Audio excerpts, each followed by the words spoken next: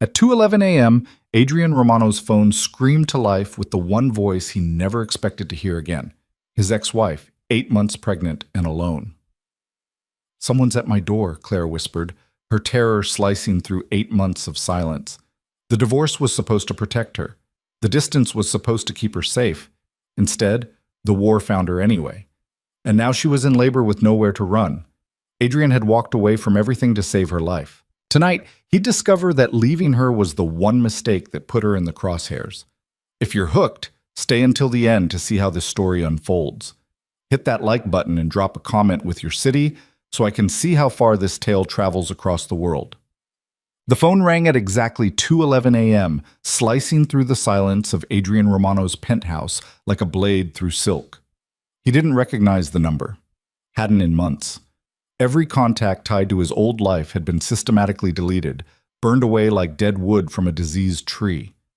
The legitimate businesses he'd kept, real estate holdings, investment portfolios, technology ventures, those ran through corporate lines and business managers. Personal calls didn't exist anymore. Personal connections were liabilities he couldn't afford. But something about the way the phone vibrated against the nightstand made his hand move before his brain could stop it. Some primal instinct that lived deeper than logic, older than strategy. He answered without speaking. "Adrian?" The voice was barely a whisper, but he would have known it in a crowded stadium, in the middle of a war zone, in the last seconds before death. "Clara." "I'm sorry, I didn't know who else to call." His entire body went rigid.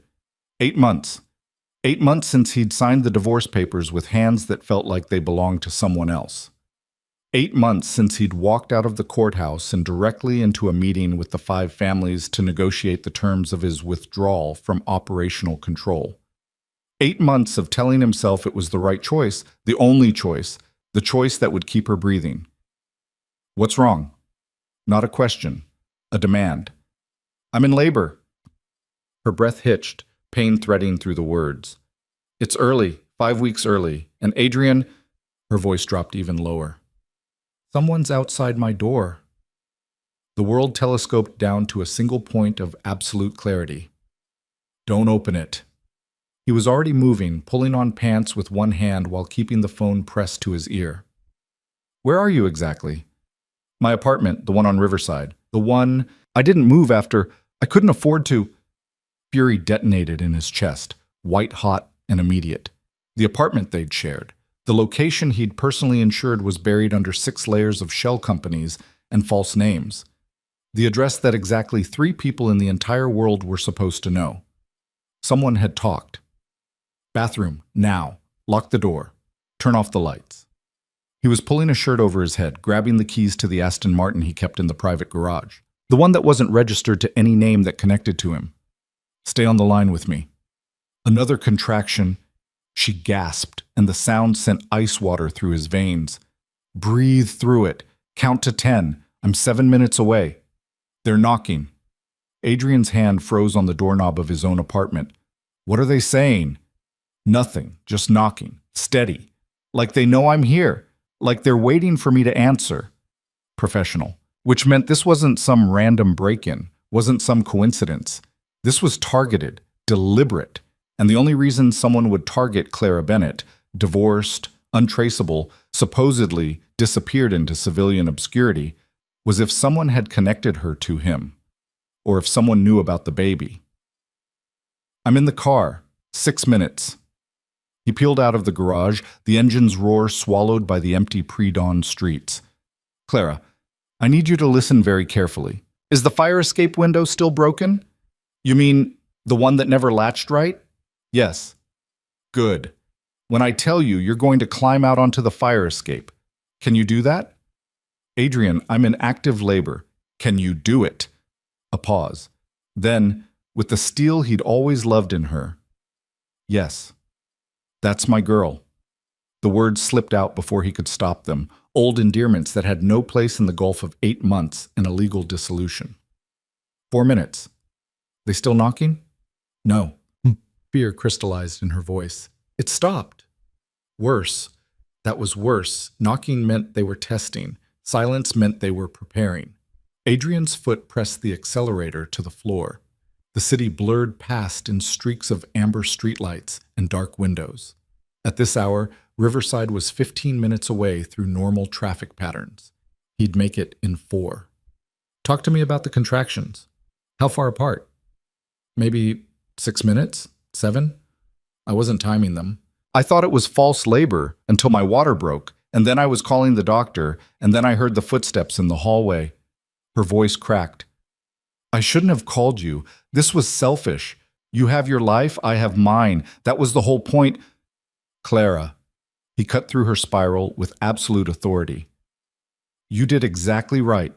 The only thing that matters right now is getting you somewhere safe.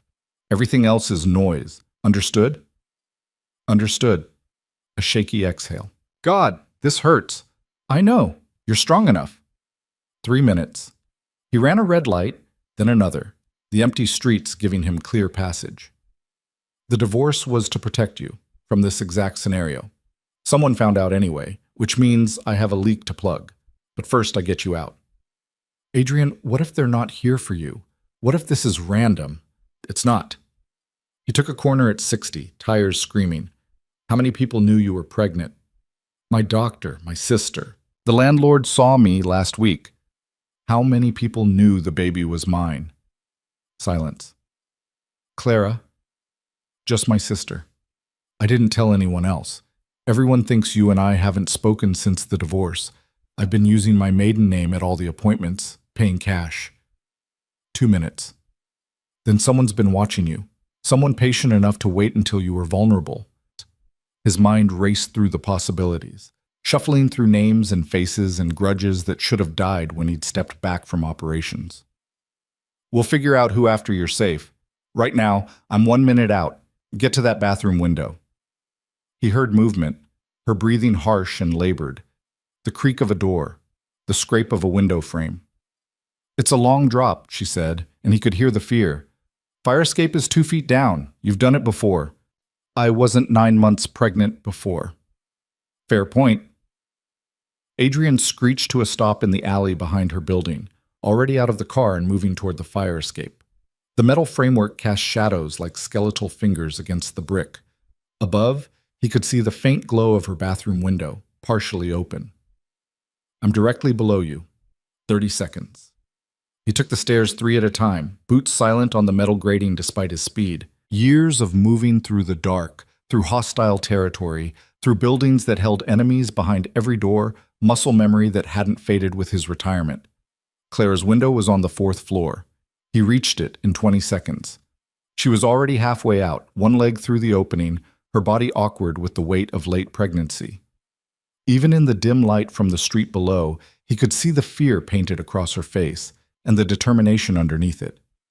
I've got you. He reached up, hands closing around her waist. Just let go. I won't let you fall. For one suspended moment, their eyes met. 8 months of silence, 8 months of carefully maintained distance, 8 months of pretending they were strangers, all of it evaporated in the space between one heartbeat and the next. Then she let go, and he caught her.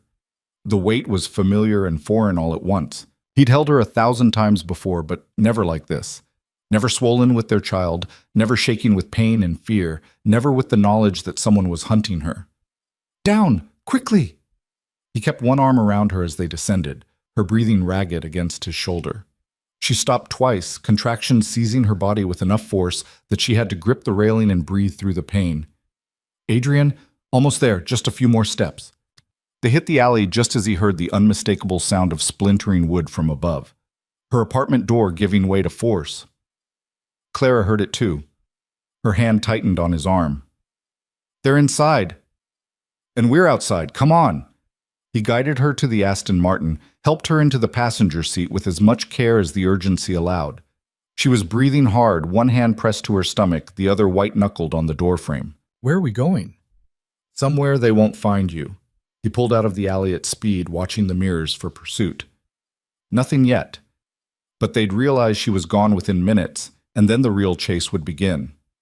Clara gasped, her body curling forward. Another contraction. Stronger. Adrian's jaw tightened. How long since the last one? Maybe 4 minutes. Not good.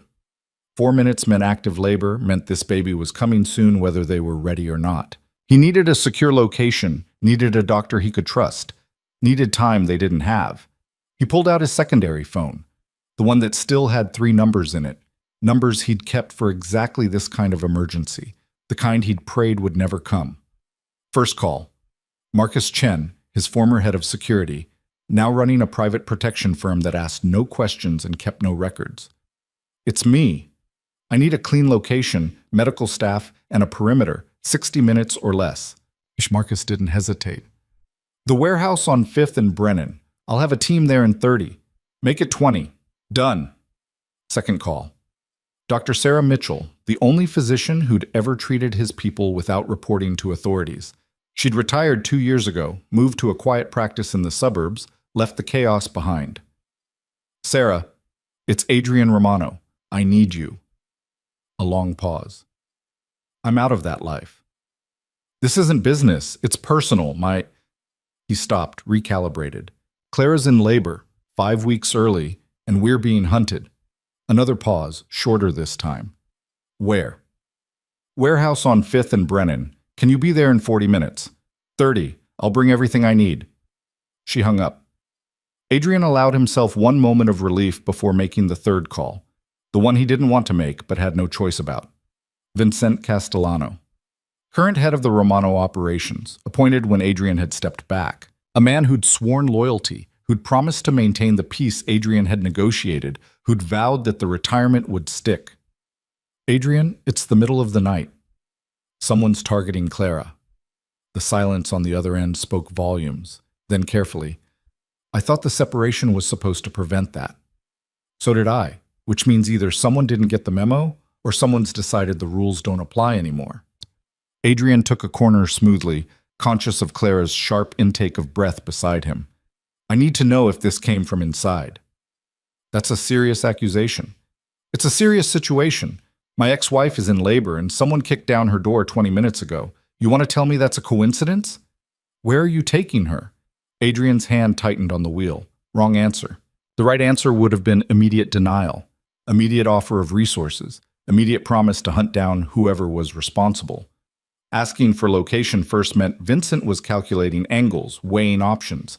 Meant Vincent might already know. Somewhere safe, I'll be in touch. Adrian, if you're back in play, people need to know I'm not back in play. I'm protecting my family. There's a difference. He ended the call and threw the phone out the window, watching it shatter against the pavement. Clara was watching him, her face pale in the dashboard lights. You think it's Vincent? I think someone talked. Whether it was Vincent or someone he trusted, that's what I need to find out. He reached over, found her hand, squeezed once. But that's for later. Right now you focus on breathing, on staying calm, on our daughter. You know it's a girl? He glanced at her, caught the small smile fighting through the pain. I might have had someone check the hospital records from your ultrasound, anonymously, just to know. That's incredibly invasive. That's incredibly true. He took another turn, the warehouse district coming into view. I'm sorry. For all of it. For leaving. For the distance. For not being there when... Stop. Her hand tightened on his. You left to keep me safe. It didn't work, but the intention was good. We can process the emotional fallout after we survive the next few hours. Practical. Even in labor, even terrified, she was practical. It was one of the things he'd loved most about her, the ability to compartmentalize, to prioritize, to face reality without flinching. The warehouse loomed ahead, a massive structure of corrugated metal and reinforced concrete. Marcus's black SUV was already there, along with 2 others. Men in tactical gear were establishing a perimeter, checking sight lines, setting up portable lights. Adrian pulled into the loading bay, killed the engine. Can you walk? Can I? Clara laughed, a slightly hysterical sound. Adrian, I just climbed out a 4th-story window and down a fire escape while having contractions. I can walk. Good point. Marcus appeared at the car door before Adrian could open it, his face professionally neutral. Sir, ma'am, we've got the 2nd floor set up. Doctors en route, ETA 10 minutes. Threats? Adrian helped Clara out of the car, supporting her weight as another contraction hit. Nothing immediate, but I've got movement on the street cameras near her apartment. 3 vehicles, coordinated arrival pattern. They're searching the building now. How long before they expand the search radius? If they're smart, 20 minutes. If they're thorough, 40. Adrian nodded, guiding Clara toward the interior stairs. The warehouse had been one of his legitimate holdings, a distribution center for imported electronics. Now it was empty, echoing, the perfect place to disappear for a few hours. The second floor had been converted into a makeshift medical suite, clean sheets on a reinforced table, portable monitors, medical supplies arranged with military precision. Marcus's team didn't do anything halfway. This is insane, Clara breathed, looking around. This is completely insane. This is Tuesday. Adrian helped her onto the table, arranged pillows behind her back. How are the contractions? 3 minutes apart, getting stronger. She gripped his hand hard enough to hurt. Adrian, I'm scared. He'd faced down armed rivals, survived 3 assassination attempts, negotiated treaties with people who wanted him dead. But seeing fear in Clara's eyes undid him faster than any weapon. I know, but you're not alone. I'm here. I'm not leaving. He brushed hair back from her forehead, the gesture automatic and tender. That's a promise. Dr. Mitchell arrived 9 minutes later, a compact woman in her 50s with steel-gray hair and hands that moved with absolute confidence. She took one look at the setup, nodded approval at Marcus, and turned to Clara with a professional smile. Let's see how we're doing. The examination was quick, thorough. Clara's breathing went sharp and shallow, pain and fear mixing in equal measure. Adrian stayed at her shoulder, his presence solid and unwavering. Dr. Mitchell looked up, her expression serious. You're at 7 centimeters. This baby's coming soon, whether we're ready or not. How soon? Adrian asked. 2 hours, maybe 3 if we're lucky. And if there are complications? Then we deal with them. But Clara's young, healthy, and strong. The baby's heartbeat is good. We'll manage. She started prepping equipment, her movements economical. The bigger question is whether this location is secure enough. As if on cue, Marcus's voice came through the radio on Adrian's belt. Boss, we've got a problem. Adrian stepped away from the table, keeping his voice low. Talk to me. Surveillance van just parked 2 blocks east. Professional setup, expensive equipment. They're scanning radio frequencies. Can they find us? Not immediately, but if they're systematic, they'll eventually triangulate our location. Adrian looked back at Clara, at Dr. Mitchell preparing the delivery supplies, at the reality that his daughter was going to be born in the next few hours, whether or not they had hostile forces closing in. Time until they get close enough to be a problem? 90 minutes. Maybe 2 hours.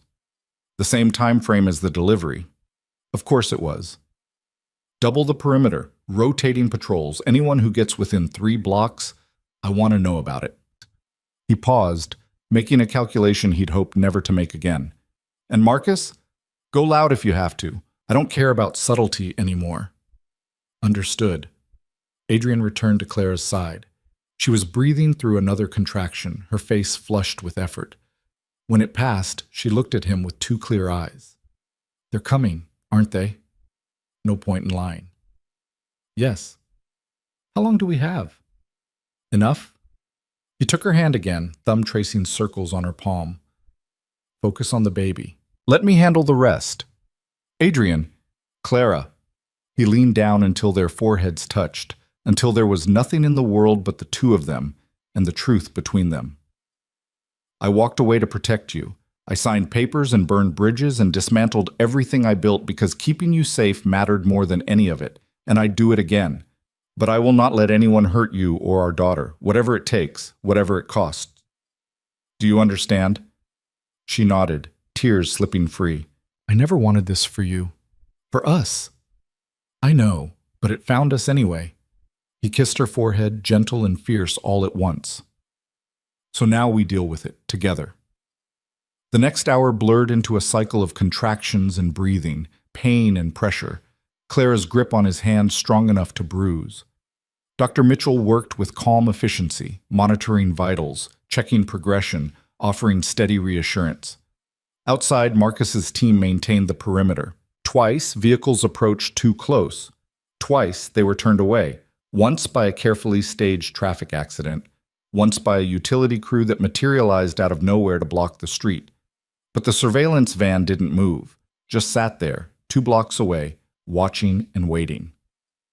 At the 90-minute mark, Marcus returned. His expression was grim. "We've got company, real company. 4 SUVs, approaching from different directions. Coordinated assault pattern." Adrian's blood went cold. "ETA? 15 minutes." He looked at Dr. Mitchell. "How close are we?" She didn't look up from Clara. "Transition phase, could be 30 minutes, could be 3 hours. Babies come on their own schedule." "We don't have hours." "Then you'd better buy me time, because I'm not delivering this baby in a moving vehicle." "Fair enough." Adrian leaned down, caught Clara's fevered gaze. "I have to go handle something. I'll be right downstairs. You won't even know I'm gone." "Don't you dare get shot?" Her voice was ragged but fierce. "Don't you dare leave me alone with this baby." "Never." He kissed her knuckles. "I'm coming back. That's a promise." Then he was moving, taking the stairs 3 at a time, Marcus at his shoulder. The first floor was dark, shadows cutting sharp angles across empty floor space. His team had taken positions at every entrance, every window, weapons ready but not visible. "Options," Adrian said. "We can hold them off for maybe 10 minutes if they come hard, longer if they're cautious, but eventually they'll breach." Adrian's mind raced through scenarios, tactics, outcomes. Who's leading the assault? Don't know yet. They're staying dark. A thought occurred, cold and certain.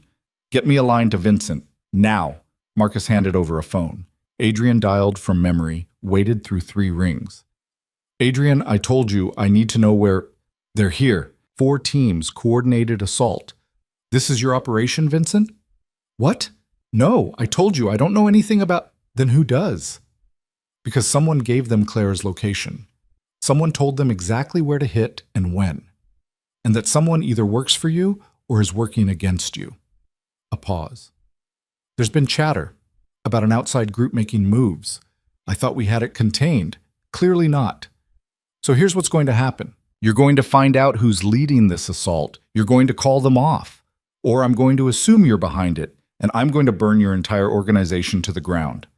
Adrian's voice dropped to barely above a whisper. "Starting tonight. Starting now." "That's a declaration of war." "No, that's a promise. Claire's in labor upstairs. My daughter is about to be born. And I will kill anyone who threatens them, including you. Choose quickly." He ended the call, handed the phone back to Marcus. "That bought us maybe 5 minutes of confusion. They'll have to verify with their chain of command. Use it." "To do what?" "Find out who's really calling the shots." Marcus nodded, already moving to coordinate with his team. Adrian stayed in the shadows, watching the perimeter through night vision scopes. The SUVs were closer now, visible through the industrial park's sparse lighting. They'd stopped just outside the immediate kill zone, engines idling, waiting. His radio crackled. "Movement, 2nd floor window, north side." Adrian's head snapped up. The 2nd floor, where Clara was. He took the stairs at a dead run, weapon drawn before he consciously decided to pull it. The hallway was clear, but the door to the makeshift delivery room stood open, when it should have been locked. He cleared the threshold in combat stance, gun raised, every nerve screaming danger, and stopped. Victor Salazar stood next to Clara's bed, hands raised in apparent surrender. His consigliere. His right hand for 15 years. The man he'd trusted with operational control when he stepped back. Dr. Mitchell was frozen mid-motion, a scalpel held defensively. Clara was propped against pillows, her face twisted with pain and fury. "Adrian," Victor's voice was carefully neutral. "I can explain. Start talking. You've got 30 seconds before I put a bullet in your skull." It wasn't supposed to go this way. The divorce was supposed to make her invisible. The separation was supposed to be clean. But then word got out about the pregnancy. "Because you told someone." "Because I had to negotiate with the Eastern families. They wanted insurance. Wanted to know you weren't coming back into play. I thought if I gave them information about Clara, about the baby, it would satisfy them." Adrian's world turned red at the edges. "You used my family as a bargaining chip." I used information as leverage. There's a difference. They were never supposed to touch her. That was the deal. The information stayed theoretical, but then Victor swallowed hard. Then someone else found out, someone outside the agreement, and they decided Clara was the perfect pressure point to bring you back into the fold. Who? The Volkov Syndicate. They've been pushing into territory trying to fill the vacuum you left. They think if they can force you to choose between Clara and peace, you'll come back swinging, create chaos, let them exploit the power shift. Adrian's finger tightened on the trigger. Every instinct screamed to pull it, to end the threat, to eliminate the man who'd betrayed everything. But Clara's voice cut through the rage. Don't! He looked at her. She was breathing hard, sweat beading on her forehead, but her eyes were clear. Don't kill him. Not here. Not in front of our daughter. Clara, I mean it. Another contraction seized her, and she gritted her teeth against the pain. You want to deal with him? Fine, but not like this. Not while I'm watching. Dr. Mitchell moved then, positioning herself between Victor and the table. Everyone who's not essential to this delivery needs to leave. Now. Adrian looked at Victor, at the man who'd sold them out, at the trader who'd thought information was just another currency to trade. You're going to fix this. You're going to call the Volkov Syndicate and tell them to stand down, and then you're going to disappear, because if I see your face again, understood. Victor backed toward the door, hands still raised. For what it's worth, I never meant, I don't care what you meant. I care what you did. Get out. Victor left. Adrian locked the door behind him, then turned back to Clara. She was crying now, silent tears streaming down her face as another contraction hit. That's it, Dr. Mitchell said, checking monitors. We're at full dilation. Time to push. Everything else fell away. The threats outside. The betrayal. The war brewing in the shadows. None of it mattered more than the woman on the table and the life about to enter the world. Adrian moved to Clara's side, took her hand. I'm here, right here. Don't let go. Never. The next 20 minutes were an eternity compressed into heartbeats. Clara pushed with everything she had, her screams echoing off warehouse walls. Dr. Mitchell called instructions, calm and focused. Adrian stayed locked in place, his hand going numb from Clara's grip, his entire world reduced to helping her breathe, helping her focus, helping her bring their daughter into the light. Then, one more push, one more, and we're there. Clara bore down with a sound that was half agony, half triumph. And suddenly there was movement, there was life, there was silence. Terrible, deafening silence. Dr. Mitchell moved quickly, clearing airways, checking vitals. Adrian's heart stopped in his chest, the world tilting sideways. No, not after everything, not now. A small, furious cry split the air, the most beautiful sound he'd ever heard. She's perfect, Dr. Mitchell said, smiling for the first time all night. Absolutely perfect. She placed the baby on Clara's chest, a tiny red-faced creature with a shock of dark hair and lungs that clearly worked just fine. Clara was sobbing, laughing, her hands cradling their daughter with infinite gentleness. Adrian couldn't breathe, couldn't move, could only stare at the miracle in front of him, at the life they'd created, at the future that suddenly existed in sharp, brilliant focus. Say hello to your daughter, Clara whispered. He reached out with one shaking hand, touched the baby's impossibly small fingers. She gripped his thumb with surprising strength, her eyes squeezed shut, her mouth working soundlessly. Hello, Elena, he said, his voice breaking on the name. I'm your father, and I promise you. He looked at Clara, at the woman he'd never stopped loving, at the family he'd tried to protect by leaving. I promise both of you. This ends tonight. Clara met his eyes, understanding passing between them without words. How? By making them more afraid of what I'll do if they don't back down than what I might do if they push forward. He kissed Elena's forehead, then Clara's. Stay here. Stay safe. I'll be back before you know I'm gone. Adrian! But he was already moving, already shifting into the cold, calculated mindset that had kept him alive through 100 conflicts. He found Marcus at the perimeter, watching the SUVs that still hadn't moved. They're waiting for orders, Marcus said. Victor came out 10 minutes ago, made some calls. Now nothing. Good. Get me aligned to the Volkov leadership, whoever's running this operation. Boss, if you negotiate, I'm not negotiating. Adrian's voice was ice and iron. I'm dictating terms. The call connected after 3 rings. A voice Adrian didn't recognize. Heavy accent, amused tone. Mr. Romano, we were wondering when you'd reach out. You have 30 seconds to pull your teams back and leave the city. After that, I start making examples. Laughter. You retired. You walked away. You don't have the organization to make threats anymore. I don't need an organization. I need 3 phone calls. Adrian pulled out his personal phone, the one with the numbers he'd never deleted. First call goes to the FBI field office. I give them everything I know about your operations, every shipping route, every corrupt official, every piece of evidence I collected over 15 years. Your entire infrastructure gets burned to the ground. Silence on the other end. Second call goes to the Castellano family. I tell them you've been using information from Victor to make plays against their interests. You get a war you can't win. And the third call? The voice was tighter now, less amused. The third call goes to every asset I still have buried in your organization. Sleeper agents you don't know about. People I placed years ago for exactly this kind of situation. And I activate all of them at once. A long pause. You're bluffing. Am I? Adrian smiled without humor. You came after my family, my ex-wife, my newborn daughter. You think I won't burn the entire world down to protect them? Another pause, longer this time. The sound of muffled conversation in the background. Then, what do you want? You leave, tonight.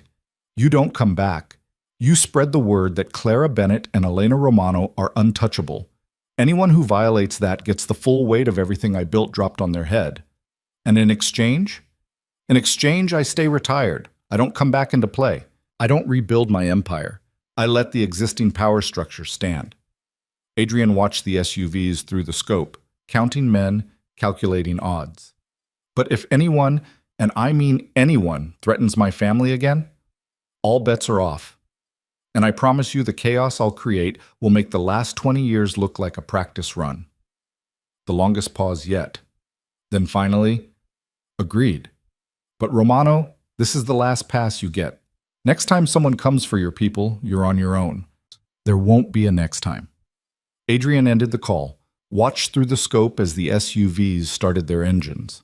One by one, they pulled away, disappearing into the pre-dawn darkness. Marcus appeared at his shoulder.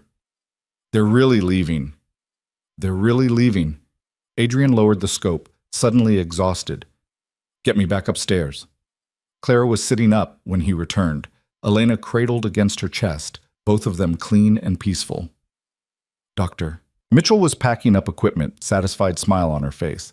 All clear? Clara asked. All clear. Adrian sank into the chair beside the bed, every muscle in his body suddenly remembering how to feel tired. They're gone. They won't be back. And Victor? Gone too. I'll deal with him later. Right now.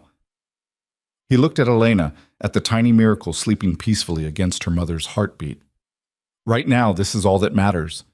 Clara shifted, making room on the narrow bed. Come here. He stretched out beside her, careful not to jostle them. Clara leaned against his shoulder, Elena between them, and for the first time in 8 months, Adrian felt something like peace settle over him. We can't go back to the way things were, Clara said quietly. I know. And we can't pretend the danger doesn't exist. I know that too. So what do we do? Adrian looked down at his daughter, at her perfect small face, at the future sleeping in his arms. We build something different, something that doesn't require me to choose between family and safety, something that protects all of us. How? I don't know yet, but I'll figure it out. He kissed Clara's temple, then Elena's head. We'll figure it out together.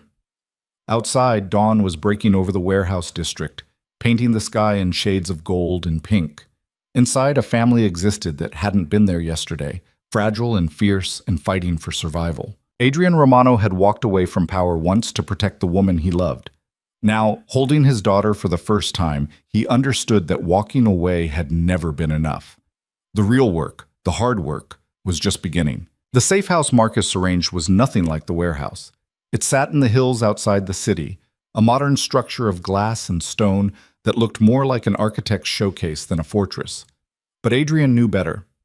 The windows were bulletproof, the walls were reinforced concrete beneath the aesthetic facade, and the security system could detect a mouse at 300 yards.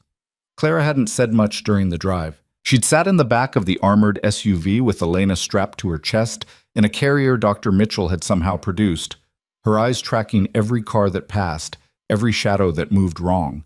The exhaustion of labor had settled into her bones, but the fear kept her alert, kept both of them alert. "It's temporary," Adrian said as Marcus's team swept the interior one final time. "Just until I can restructure things, make it permanent." Clara looked at him over Elena's sleeping head. "How do you make hunted permanent safe?" "By eliminating the hunters." He said it like he was discussing the weather, calm and factual. But Clara knew him well enough to hear the steel underneath. The house had been stocked with everything they needed. Infant supplies in the nursery. Clara's preferred coffee in the kitchen. Her clothes in the master bedroom closet. The right sizes, the right styles. As if someone had studied her shopping patterns and replicated them exactly. She stopped in the doorway of the bedroom, staring at the familiar fabrics hanging in neat rows. "How long have you been planning this?" "Since the day I signed the divorce papers." Adrian appeared behind her, close enough that she could feel his presence but not touching. "I hoped I'd never need it, but I wasn't going to risk being unprepared if something went wrong." "Something did go wrong." "Yes." He moved past her, checking the window locks with practiced efficiency. "Victor's already in federal custody. I made one of those 3 phone calls I mentioned. The FBI has enough evidence to put him away for the rest of his life." Clara sat on the edge of the bed, careful not to jostle Elena. "You kept evidence? After you retired?" "I kept insurance. There's a difference." Adrian turned from the window, his face shadowed. "Every major player, every significant operation, every piece of leverage I might need, I documented it, encrypted it, stored it in locations even Marcus doesn't know about. That's dangerous. That's survival." He crossed to them, crouched down so he was eye level with Clara. "I walked away from operations, but I never stopped being strategic. And the first rule of strategy is never leave yourself completely vulnerable." Elena stirred against Clara's chest, making small sounds that weren't quite crying but suggested it was coming. Clara stood, swaying automatically to settle her. "She needs to eat, and I need to figure out how to do this without dropping her." Dr. Mitchell left instructions and a number to call if you need help. Adrian's expression shifted, something almost uncertain crossing his features. "I can give you privacy if you want." Clara looked at him, at the man who'd orchestrated her escape from armed mercenaries, who'd held her hand through labor, who'd threatened to burn down criminal empires to protect their daughter. The man who'd been her husband, then her ex-husband, and now existed in some undefined space between. "Stay," she said. "I don't want to be alone." So he stayed.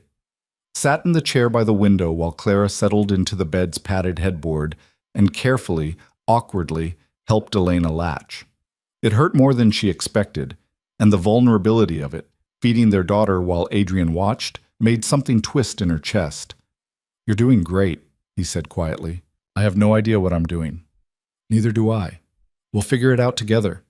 The words were almost exactly what he'd said in the warehouse. Clara wondered if he realized it. Wondered if the repetition was intentional or just the truth surfacing in different moments. Elena ate with single-minded determination, her tiny hands flexing against Clara's skin. Outside, the sun was fully up now, morning light spilling gold across the hills. From here, the city looked peaceful, distant, like the violence of the last 12 hours had happened in a different universe. "What happens now?" Clara asked. Adrian was quiet for a long moment. "I meet with the remaining family heads, renegotiate the terms of my retirement, make it clear that certain lines can't be crossed. And if they don't agree, they'll agree." No doubt in his voice, just certainty. "Because I'm offering them something they want more than conflict." "What?" "Stability. The chaos of the last 8 months, the power struggles, the territorial disputes, the Volkov syndicate pushing in, all of it stems from the vacuum I left. They want structure back. Order. I'm going to give it to them, just not the way I did before." Clara shifted Elena to her shoulder, patting her back gently. You're going back. No. Adrian leaned forward, elbows on his knees. I'm creating something different, a framework that doesn't require my active participation, but uses my reputation as leverage. A set of rules with real consequences. A system that protects itself. That's impossible. That's necessary. He held her gaze. I can't keep you safe by hiding anymore. Victor proved that. The only way to protect you and Elena is to make it more costly to threaten you than to leave you alone. That sounds like war. That sounds like deterrence. Adrian stood, moved to the window again, restless energy that had nowhere to go. I spent 15 years building an empire through fear and force. Maybe it's time to try building something through consequence and accountability instead. Clara watched him, this man she'd married and divorced and still loved, despite every logical reason not to.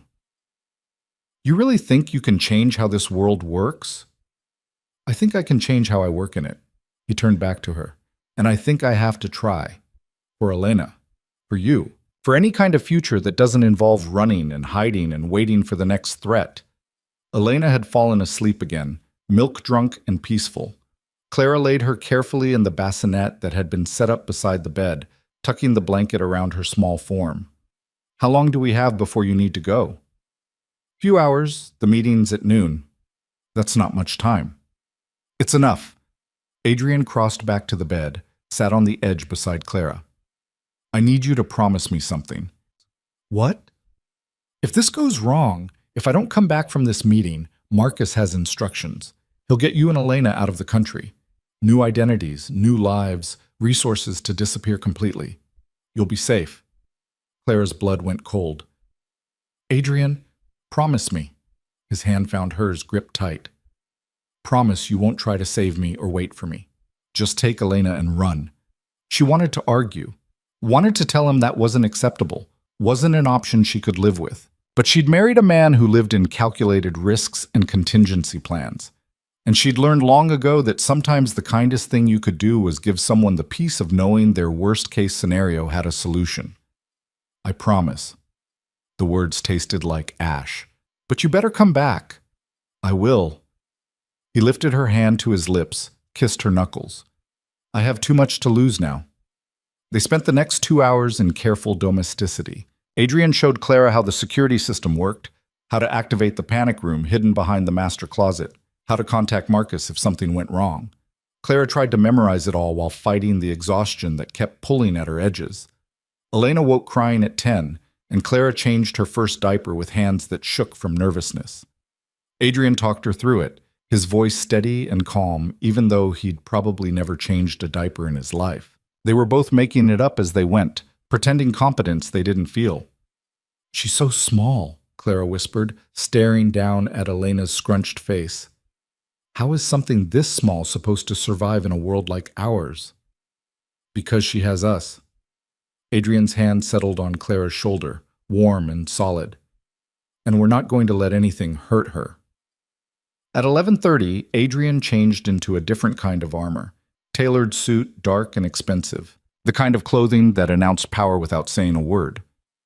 He checked his appearance in the mirror with the same precision he'd checked the window locks, making sure every detail was perfect. Clara watched from the bed, Elena sleeping against her chest again. You look like you're going to war. I am, just a different kind. He turned from the mirror, crossed to them. Bent down and kissed Elena's forehead with infinite gentleness. Then Clara's. I'll call when it's done. Adrian? She caught his hand before he could pull away. I love you. I never stopped, even when I signed those papers. His eyes closed, something like pain flickering across his features. I never stopped either. That's why I left. I know. She squeezed his hand once, then let go. Now come back to us. He left without another word. Clara listened to his footsteps on the stairs, the sound of the door closing, the SUV engine starting and fading into distance. Then she was alone with Elena, and the silence and the fear that pressed against her chest like a physical weight. The house had monitors in every room, screens that showed different angles of the property. Clara found herself watching them obsessively, tracking the security team's patrols, checking for movement that shouldn't be there. It was exhausting and necessary and did nothing to quiet the anxiety. Elena woke crying at 12:15. Clara fed her again, changed her again, walked circles around the bedroom while humming songs she half remembered from childhood. The domestic routine helped, gave her something to focus on besides imagining all the ways Adrian's meeting could go catastrophically wrong. Her phone rang at 1:30. Unknown number. Clara's heart seized, every terrible possibility flooding through her mind at once. Hello? Mrs. Romano? A woman's voice, professional and cool. This is Diane Castellano. I'm Vincent's sister. Clara's grip tightened on the phone. I don't know who that is. Yes, you do, just like I know exactly who you are and where you're staying. A pause. I'm not calling to threaten you. I'm calling to warn you. About what? About what happens when men try to rewrite rules that have existed for generations. Diane's voice stayed level. Your husband, ex-husband, is at a meeting right now proposing a restructure of how the families operate. It's bold, it's ambitious, and it's going to get him killed if he's not careful. Clara's blood turned to ice. What are you talking about? Adrian's proposing a council structure with rotating leadership and enforced accountability. No single head, no consolidation of power, democratic decisions on territory and operations. Diane laughed, but there was no humor in it. He's trying to turn organized crime into a corporate board. Half the room wants to shoot him on principle. Then why are you calling me? Because the other half is considering it. And if this passes, if he actually pulls this off, it changes everything, including what happens to you and your daughter. Papers rustled in the background. There's a faction that wants to use you as leverage. Make sure Adrian stays in line with whatever gets decided. I'm not part of that faction, but I can't stop them alone. Clara looked down at Elena, sleeping peacefully against her shoulder. What do you want? I want Adrian to succeed. Because he's right, the current system is unstable.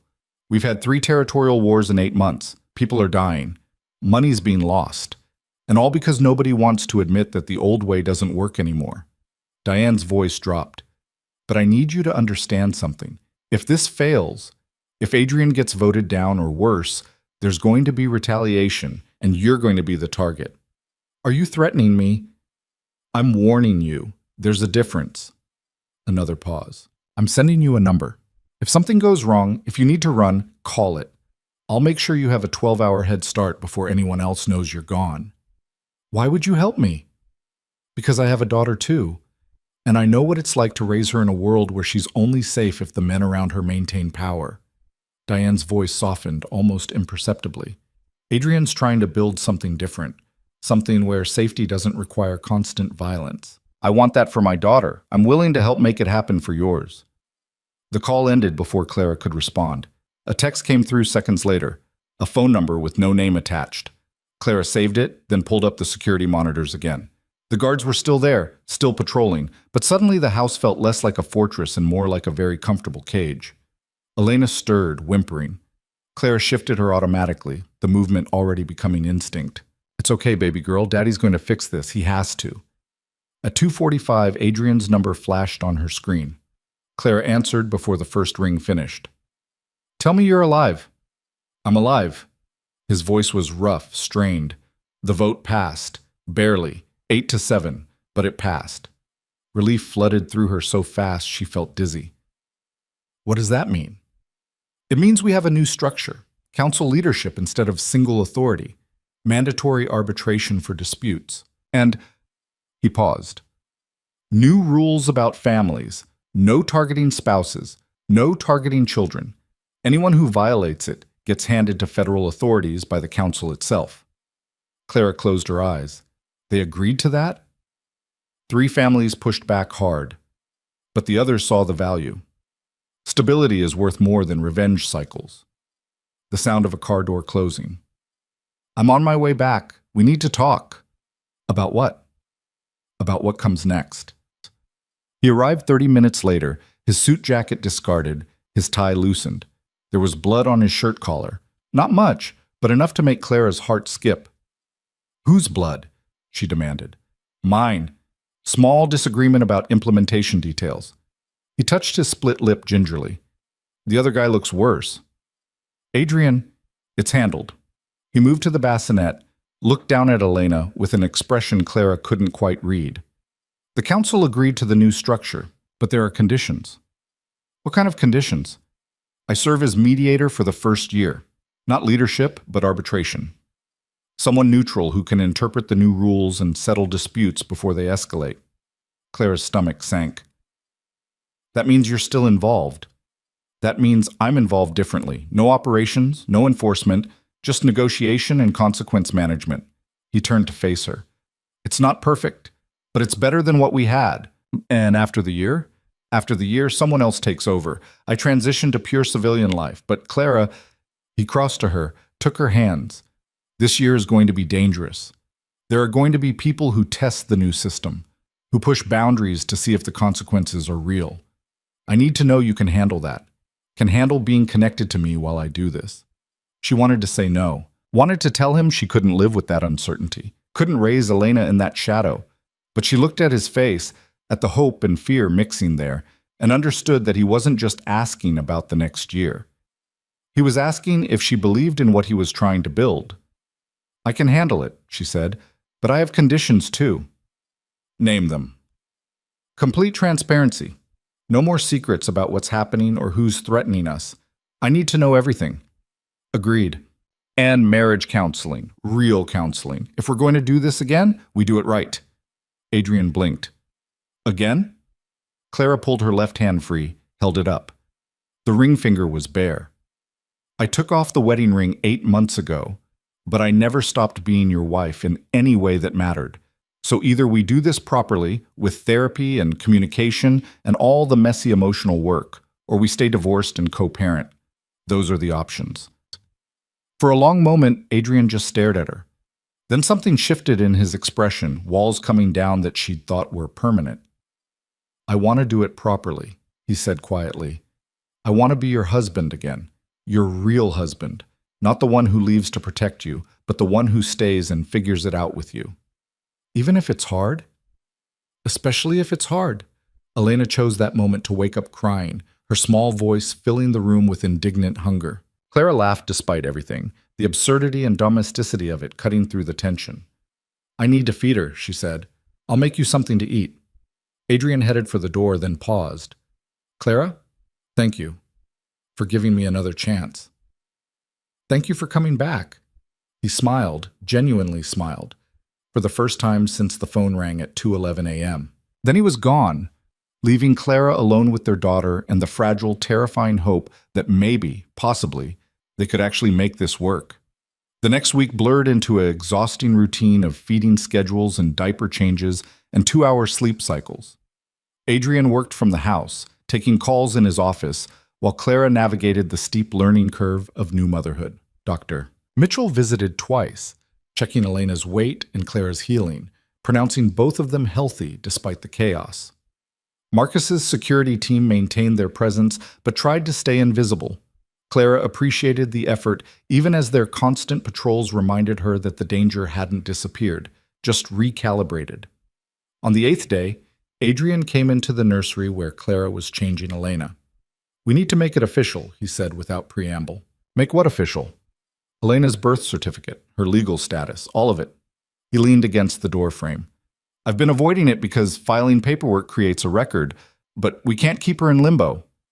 Clara fastened the new diaper, picked Elena up. What are you proposing? We file everything properly. Birth certificate with both our names. My name on all the legal documents. He met her eyes. And we get married again before we do it. Clara's heart stuttered. Adrian, I'm not asking you to decide right now, but think about it. If we're going to build this new life, let's build it on solid ground. Legal protections, clear documentation. No ambiguity about who Elena belongs to or who has rights to make decisions. That's very practical. That's very strategic. He smiled slightly. But it's also what I want. I want to be your husband again, Clara, legally and actually. I want Elena to grow up knowing her parents are together. And I want to stop pretending that signing divorce papers changed how I feel about you. Elena grabbed Clara's finger, holding tight. Clara looked down at their daughter, then back at Adrian. You're serious about the counseling? I already found someone. Dr. Patricia Harris specializes in high-stress relationships and family dynamics. Marcus vetted her. She's discreet and she's good. You've been planning this. I've been hoping for it. He pushed off the doorframe, crossed to them. I love you. I never stopped. And I'm tired of acting like that's not the most important truth in my life. Clara felt tears building, hot and sudden. I love you too. Even when I hated you for leaving, even when I was so angry I couldn't see straight. So marry me again. He cupped her face with one hand, gentle and certain. Let me do this right. Okay. The word came out barely above a whisper. Okay. Yes. He kissed her then, careful and deep, one hand still cradling her face while the other settled at the small of her back. Elena made a small sound between them, not quite protest, but close enough that they broke apart laughing. 3 days, Adrian said. I'll arrange everything, just you, me, Elena, and whoever legally needs to be present. No big ceremony? No big anything, just the commitment and the truth. He kissed her forehead. The rest we'll figure out as we go. 3 days later, Clara stood in a judge's chambers wearing a simple dress that Marcus's assistant had somehow procured in her exact size. Adrian wore another of his perfect suits, though this one was gray instead of black. Elena slept in a carrier against Clara's chest, blissfully unaware that her parents were legally binding their lives back together. The ceremony took 7 minutes. Judge Maria Santos read the standard vows, ask the required questions, pronounce them married with efficient warmth. Marcus and Dr. Mitchell signed as witnesses. And just like that, Clara Bennett became Clara Romano again. That was fast, she said as they walked out into afternoon sunlight. That was perfect. Adrian caught her hand, laced their fingers together. Everything else can take as long as it needs. The first counseling session happened 2 days later. Dr. Harris was a woman in her 60s with sharp eyes and a no-nonsense demeanor. She listened to their abbreviated history, married, divorced, reunited under threat, without visible reaction.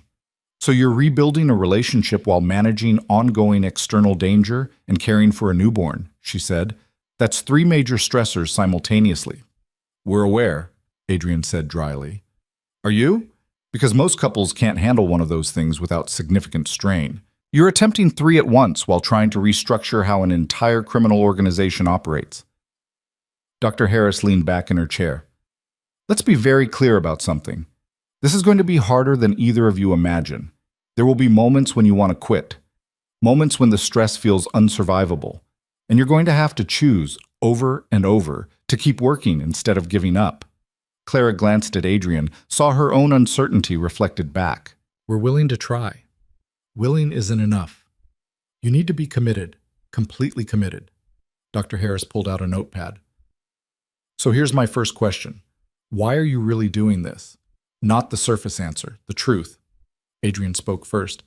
Because I can't imagine a life where Clara and Elena aren't part of it. I tried. For 8 months, I tried. And every day felt like walking around with a piece of myself missing. Dr. Harris turned to Clara. And you? Clara looked down at Elena, sleeping peacefully in her arms. Because I want her to grow up knowing her father, and because... She swallowed hard. Because I'm tired of being afraid alone. If we're going to face the danger, I'd rather face it together. Fear and love, Dr. Harris said. That's honest. We can work with honest. The session lasted 90 minutes. They covered communication patterns, conflict resolution, trust rebuilding. Dr. Harris assigned homework, daily check-ins, active listening exercises, individual reflection time. This isn't going to fix everything overnight, she warned as they left. But if you're consistent, if you're honest, you have a chance. In the car, Clara leaned her head against Adrian's shoulder. That was intense. That was necessary. He kissed her temple. And we're going to keep showing up, both of us. Promise? Promise. That night, after Elena was fed and changed and finally sleeping, Adrian found Clara on the balcony overlooking the city lights. She was wrapped in a blanket, staring out at the distant glow. Can't sleep? He asked. Too much in my head. She didn't turn. Diane Castellano called me again today. Adrian went very still.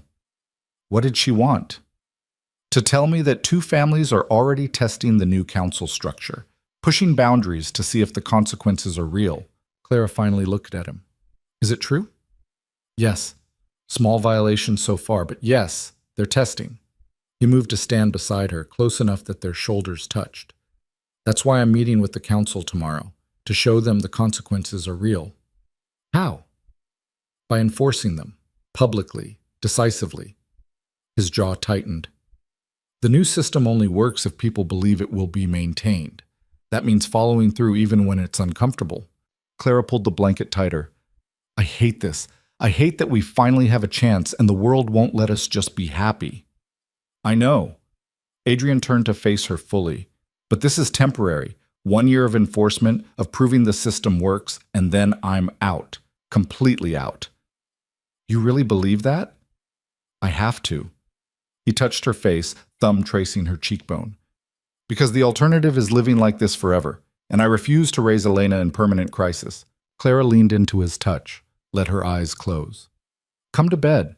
Whatever tomorrow brings, we'll handle it better rested. They went inside together, checked on Elena one final time, then collapsed into bed with the exhausted relief of people who'd survived another day. Adrian pulled Clara against him, her back to his chest, his arm wrapped protective around her waist. I love you, he murmured into her hair. I love you too. She laced her fingers through his. Now shut up and sleep. He laughed quietly, the sound vibrating through both of them. And for a few hours at least, the world outside stayed quiet.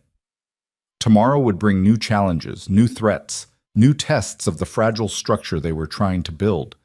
But tonight, in the darkness of their bedroom, with their daughter sleeping nearby, Adrian and Clara Romano held on to each other in the hope that maybe, just maybe, they could make this impossible thing work. The call came at dawn, shattering what little sleep Adrian had managed. He answered on the second ring, already sliding out of bed to avoid waking Clara. Romano. Marcus's voice was tight with controlled urgency. We have a situation. Adrian moved to the hallway, closing the bedroom door softly behind him. Talk to me. The Petrov family hit one of the Castellano distribution centers 2 hours ago, burned it to the ground. 3 people dead, all civilians. A pause. They're claiming it was retaliation for a territory dispute, but everyone knows it's really a test of the council's enforcement capabilities. Adrian's hand tightened on the phone. The Petrovs had been one of the 3 families who'd voted against the new structure. Dmitry Petrov had stood up in that meeting and called the council idea weakness disguised as innovation. Now he was proving his point with fire and blood. Where's Dmitry now? Holed up in his compound. He's got 20 armed men on the property, surveillance everywhere. He knows we're coming. Good. Adrian was already moving toward his office, his mind shifting into the cold calculation that had kept him alive through 15 years of conflicts. Call an emergency council session, noon today, and Marcus, make sure every family head understands that attendance is mandatory, not optional.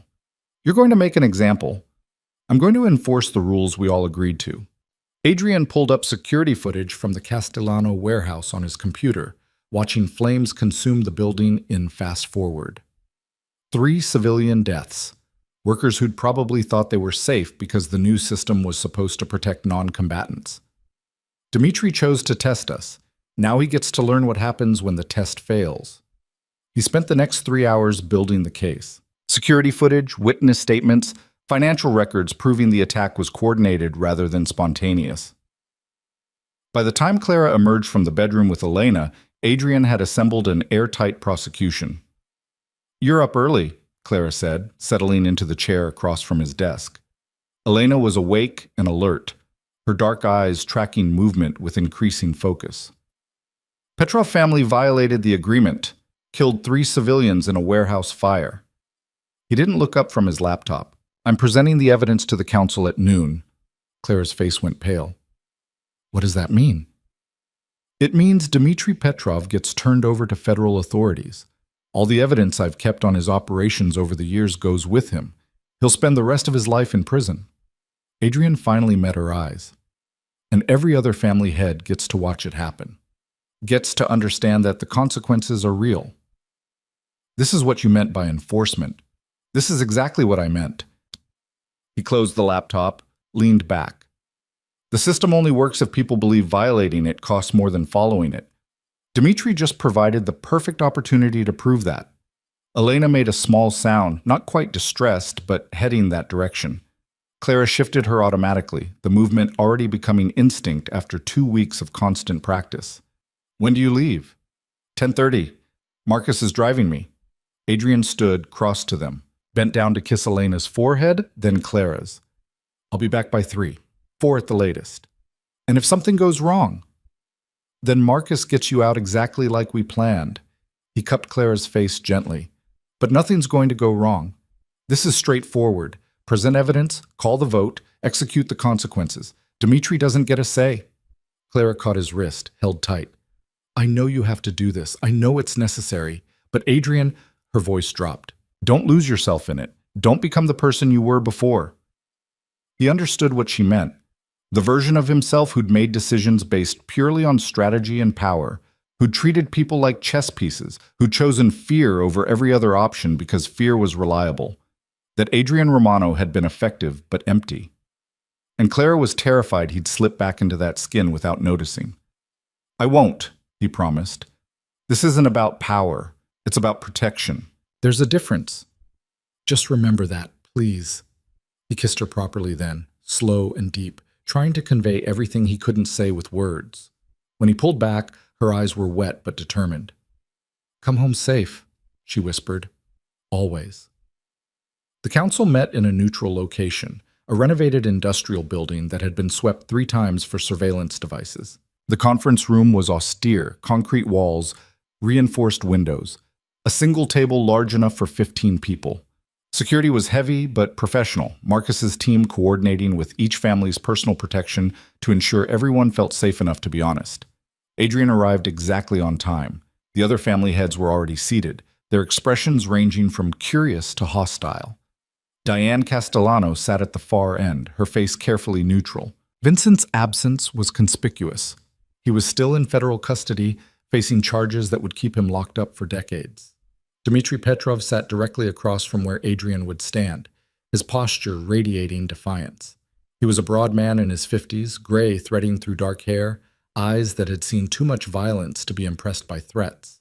Beside him sat his consigliere, Anton Volkov, whose connection to the syndicate that had tried to use Clara as leverage was probably not coincidental. Adrian set his laptop on the table, connected it to the room's projection system. Thank you all for coming on short notice. We're here because someone decided to test whether this council actually has teeth. He pulled up the first image, the Castellano warehouse engulfed in flames. Several people shifted uncomfortably. Fire was visceral, undeniable. It demanded reaction. At 3:47 this morning, the Petrov family orchestrated an attack on Castellano property. 3 civilians died in the resulting fire. All 3 were warehouse workers with no connection to family operations. All 3 were supposed to be protected under the new non-combatant rules we established. Adrian's voice stayed level, factual. This is a direct violation of our agreement. Dmitri leaned back in his chair, arms crossed. That's a serious accusation. You have proof? Adrian pulled up the next slide, security footage showing 2 men in Petrov colors approaching the warehouse with accelerant. Your men, your colors, your operation. Could be faked. Could be. Adrian pulled up financial records. But these wire transfers from your personal accounts to the 2 men in question, sent 6 hours before the fire, those are harder to fake. The room went quiet. Evidence was one thing. Financial trails that could be handed to federal investigators were something else entirely. Diane spoke first. This seems clear-cut. Dmitri violated the agreement. The consequences should be applied. The consequences are excessive, Anton interjected smoothly. Perhaps a fine would be more appropriate, or redistribution of territory.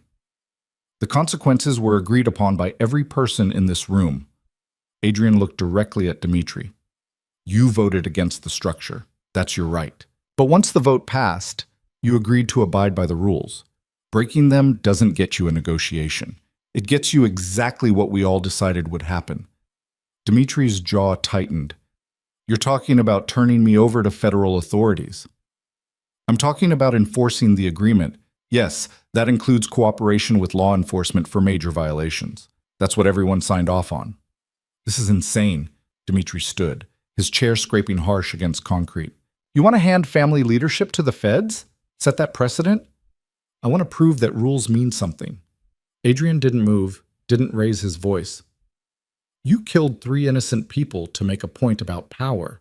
Now the council makes a point about consequences. That's how the system works. The system is a fantasy. Dmitri's voice rose. You think you can change centuries of how we operate with some corporate board structure? I think you're scared. Adrian cut through the bluster with cold precision. You're scared because the old way gave you absolute authority and the new way requires consensus. You're scared because burning warehouses and killing civilians used to be acceptable tactics and now they're liability. You're scared because power doesn't protect you anymore when you violate the rules everyone agreed to follow. The silence that followed was absolute. Dmitri's face had gone red with fury, but he said nothing. Couldn't say anything without confirming exactly what Adrian had accused. Adrian turned to the rest of the council. Vote. Dmitry Petrov violated the non-combatant clause through deliberate action that resulted in 3 civilian deaths. Does the council enforce consequences as outlined in our agreement? Diane raised her hand immediately. Yes. One by one, the others followed. Some hesitated. Some looked uncomfortable. But in the end, the vote was 11-3. Only Dmitri's closest allies voted no. The council has spoken. Adrian pulled out his phone, dialed a number everyone in the room recognized. This is Adrian Romano. I'm ready to provide evidence and testimony regarding the activities of Dmitry Petrov. Dmitry lunged across the table, but Marcus was faster.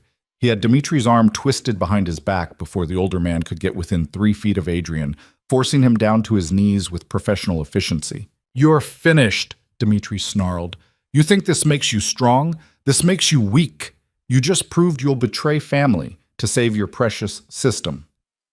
I proved I'll enforce consequences to protect innocent people.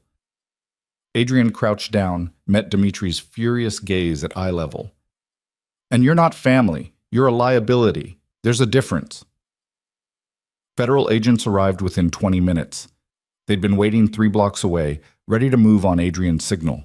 Dmitri was led out in handcuffs, still cursing, still threatening. Anton Volkov wisely kept his mouth shut, but his expression promised future problems. When the room cleared, Diane approached Adrian. That was risky. That was necessary. Same thing in our world. She glanced at the door where Dmitri had been taken. You've made enemies today. I made a point today. The enemies were already there. Adrian started packing up his laptop. How's your family handling the transition?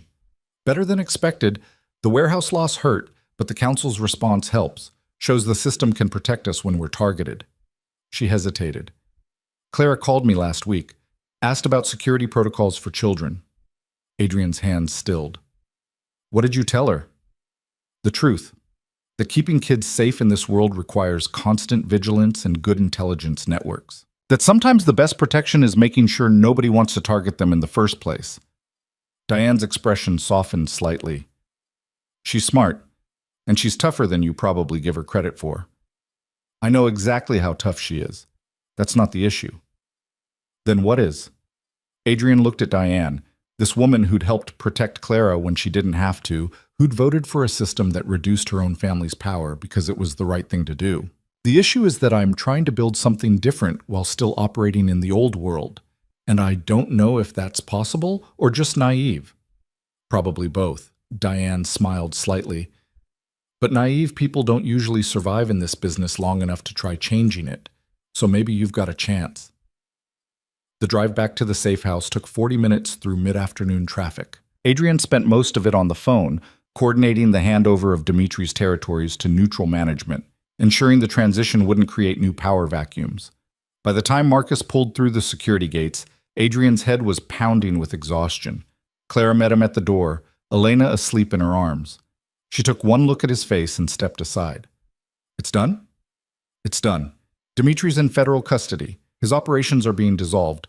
The council voted to enforce consequences. Adrian dropped his keys on the entry table, scrubbed a hand over his face. And I need a drink. Shower first. You smell like warehouse concrete and tension. Clara shifted Elena carefully. I'll pour you something after you're clean. The shower helped. Hot water and steam washing away the last 3 hours. The weight of the decision. The look on Dimitri's face when the handcuffs clicked shut. Adrian stood under the spray until his skin turned pink, until some of the knots in his shoulders loosened. When he emerged, Clara was in the bedroom with 2 glasses of whiskey. Elena was in her bassinet, still sleeping. The evening light slanted golden through the windows, peaceful and domestic. Dr. Harris called, Claire said, handing him a glass. Wants to schedule our next session for Thursday. That works? Adrian drank, let the burn ground him. How was Elena today? Fussy. I think she's starting to teeth early, which seems unfair for a 2-week-old. Clara settled onto the bed, tucking her legs under her. But she finally went down about an hour ago. We should have at least 90 minutes before she wakes up demanding food. 90 minutes of peace. Adrian sat beside her, close enough that their shoulders touched. Feels like a vacation. Clara laughed, the sound tired but genuine. Our lives are so weird now. 90 minutes without a crying baby counts as luxury. Our lives were weird before. Now they're just differently weird. He set down his glass, turned to face her properly. I turned a man over to federal authorities today. Sent him to prison for the rest of his life. And the whole drive home, all I could think about was getting back here. To you and Elena. To normal things like dirty diapers and 3 a.m. feedings. Clara's eyes were soft in the fading light. Is that a bad thing? It's a different thing. The old me would have been strategizing next moves, calculating power shifts, planning how to leverage Dimitri's removal. Adrian reached out, traced the line of her jaw with one finger. The new me just wants to be home. The new you is still strategizing. I can see your brain working even when you're trying to relax. She caught his hand, pressed a kiss to his palm. But you're right that it's different. You're choosing what matters. That's growth. Elena stirred in the bassinet, making small sounds that suggested waking. Clara sighed. So much for 90 minutes. I'll get her. Adrian stood, moved to the bassinet. Elena's eyes were open, unfocused but alert. He picked her up carefully, still slightly terrified of her fragility, of how much trust it took to hold something so small and vital. Hey, baby girl, you're okay. Daddy's got you. Clara watched them, her expression unreadable. You're good at that. At what? Being her father. You looked so uncertain at first, like you might break her if you held her wrong. Now you're confident, natural. I'm faking confidence really well. Adrian supported Elena's head, swayed slightly. Inside, I'm still terrified I'm going to mess this up. Welcome to parenthood. That feeling never goes away, according to Dr. Mitchell. Clara stood, crossed to them. But we're doing okay. She's healthy. We're functional. The house hasn't burned down. The bar for success has gotten pretty low. The bar for success has gotten realistic. Clara rested her head against his shoulder, both of them looking down at Elena. We survived the first 2 weeks. Everything after this is just repetition and minor variations. Adrian kissed the top of Clara's head, breathing in the familiar scent of her shampoo. I love you, both of you, more than I knew it was possible to love anything. I know. Clara's arm came around his waist, holding tight. I feel it too. This overwhelming, terrifying love that makes everything else seem insignificant. They stood like that for a long moment, the 3 of them forming a small circle of warmth and connection. Outside, the security team maintained their patrols. Somewhere in the city, the families were adjusting to new power structures. Federal agents were processing Dmitry Petrov's arrest. The world kept turning, kept generating threats and challenges and chaos. But inside this room, Adrian and Clara Romano held their daughter and each other, and for now, that was enough. Elena started crying in earnest, her face scrunching up with indignation. Clara laughed, taking her from Adrian's arms. Okay, I hear you. Food time. Adrian watched Clara settle into the nursing chair, watched Elena latch with determined efficiency. The domesticity of it still struck him as surreal. 2 weeks ago, he'd been a divorced man living alone, trying to convince himself that distance was the same as safety.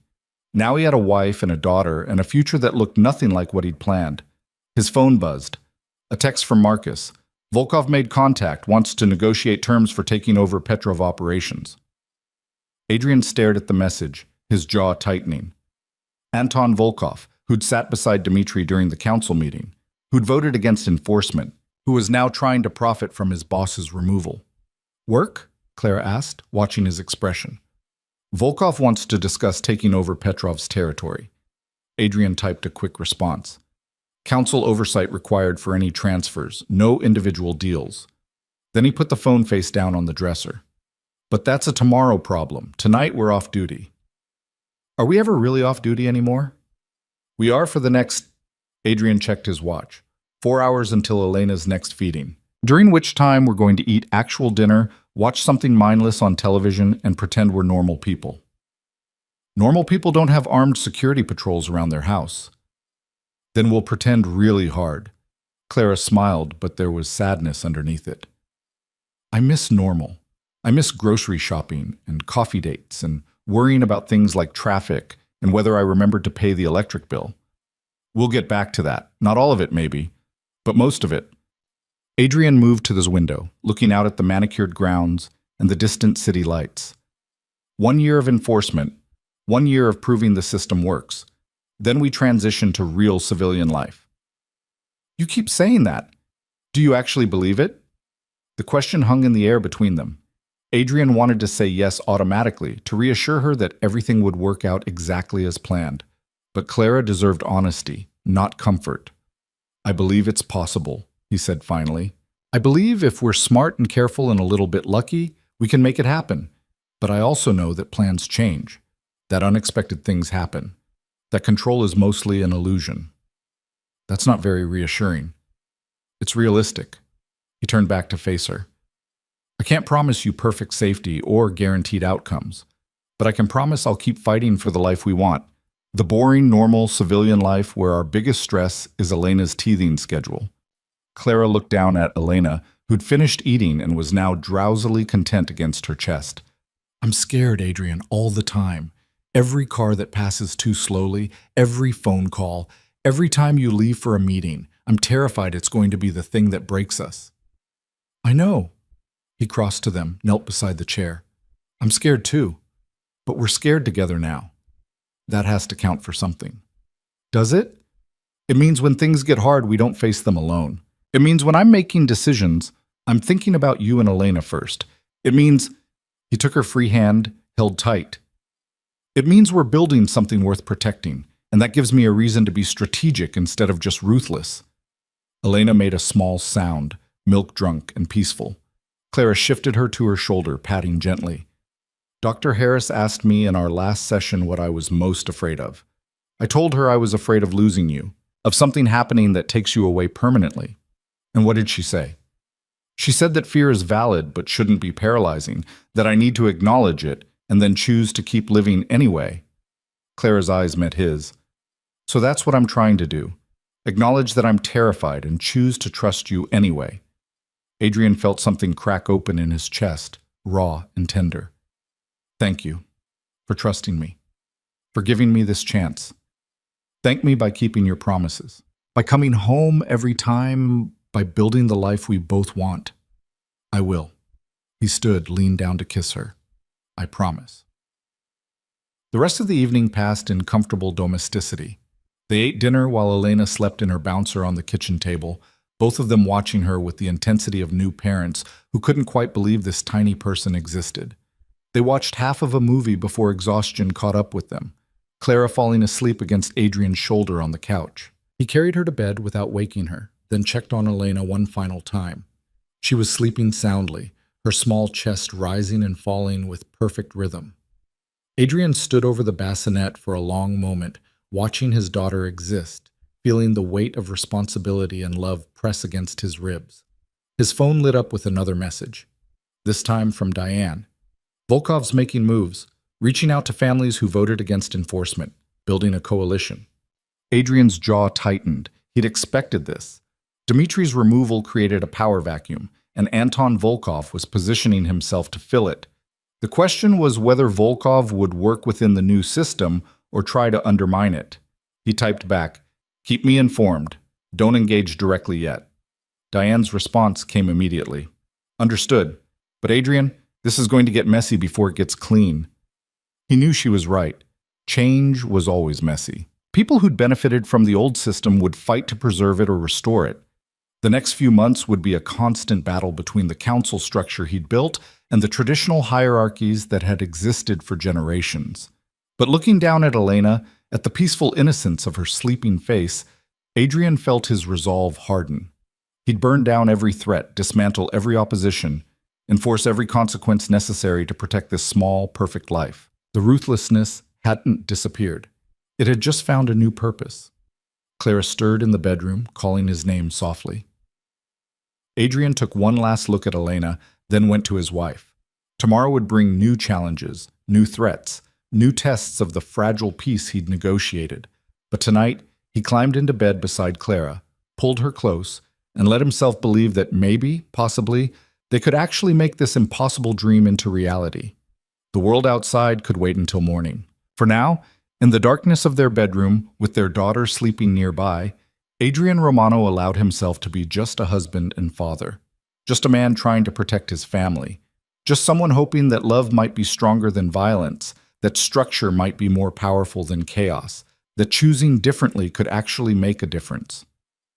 Sleep came slowly, his mind still running through scenarios and contingencies. But Clara's steady breathing beside him, the solid reality of her presence, eventually pulled him under.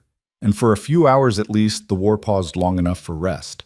When his phone rang at 4:23 a.m., Adrian knew immediately that the pause was over. He answered without looking at the screen, already sliding out of bed. "Talk to me." Marcus's voice was tight. "Volkov just hit 3 council-aligned businesses simultaneously, all non-violent, all property damage. But the message is clear. He's declaring himself opposition." Adrian's blood went cold, then hot, fury rising swift and sharp.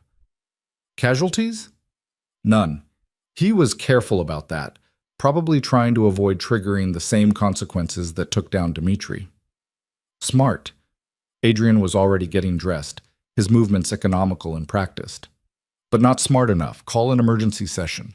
6 a.m. every family head. And Marcus, this time we don't vote, we act. Understood. Adrian ended the call, turned to find Clara sitting up in bed, her face pale in the darkness. It's starting again. It never stopped. It just paused. He finished buttoning his shirt, grabbed his jacket. "I'll be back by noon." "Adrian, I have to handle this now, before it escalates into something worse." He crossed to her, kissed her hard. "I love you. Keep Elena safe. Marcus is leaving 2 extra guards here." Then he was gone, moving through the dark house with purpose and controlled fury. The war for control wasn't over. It had just entered a new phase, and Anton Volkov was about to learn that testing the council's resolve was very different from breaking it. The city was still sleeping as Adrian's car cut through empty streets toward the meeting location. But inside his mind, strategy was already forming, consequences were being calculated, and the cold, ruthless part of himself that had built an empire was waking up with terrible clarity. This was the cost of change. This was the price of building something different, and Adrian Romano was prepared to pay it, no matter how high it climbed. The emergency council session convened in a different location this time, a repurposed bank vault with walls thick enough to survive a direct missile strike. Adrian arrived first, his suit immaculate despite the early hour, his expression carved from ice. Marcus had already set up the evidence.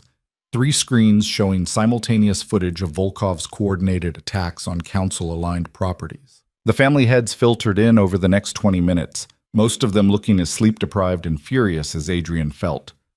Diane Castellano arrived with dark circles under her eyes and murder in her expression. The warehouse that had burned weeks ago belonged to her family. These new attacks felt personal.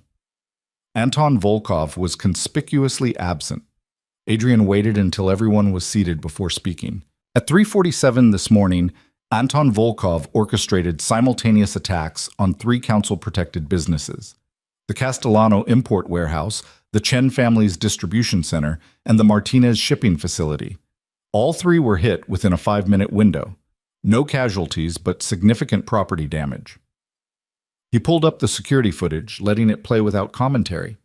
Masked men approaching with incendiary devices. controlled burns that destroyed inventory but left structures mostly intact, professional execution that spoke to careful planning.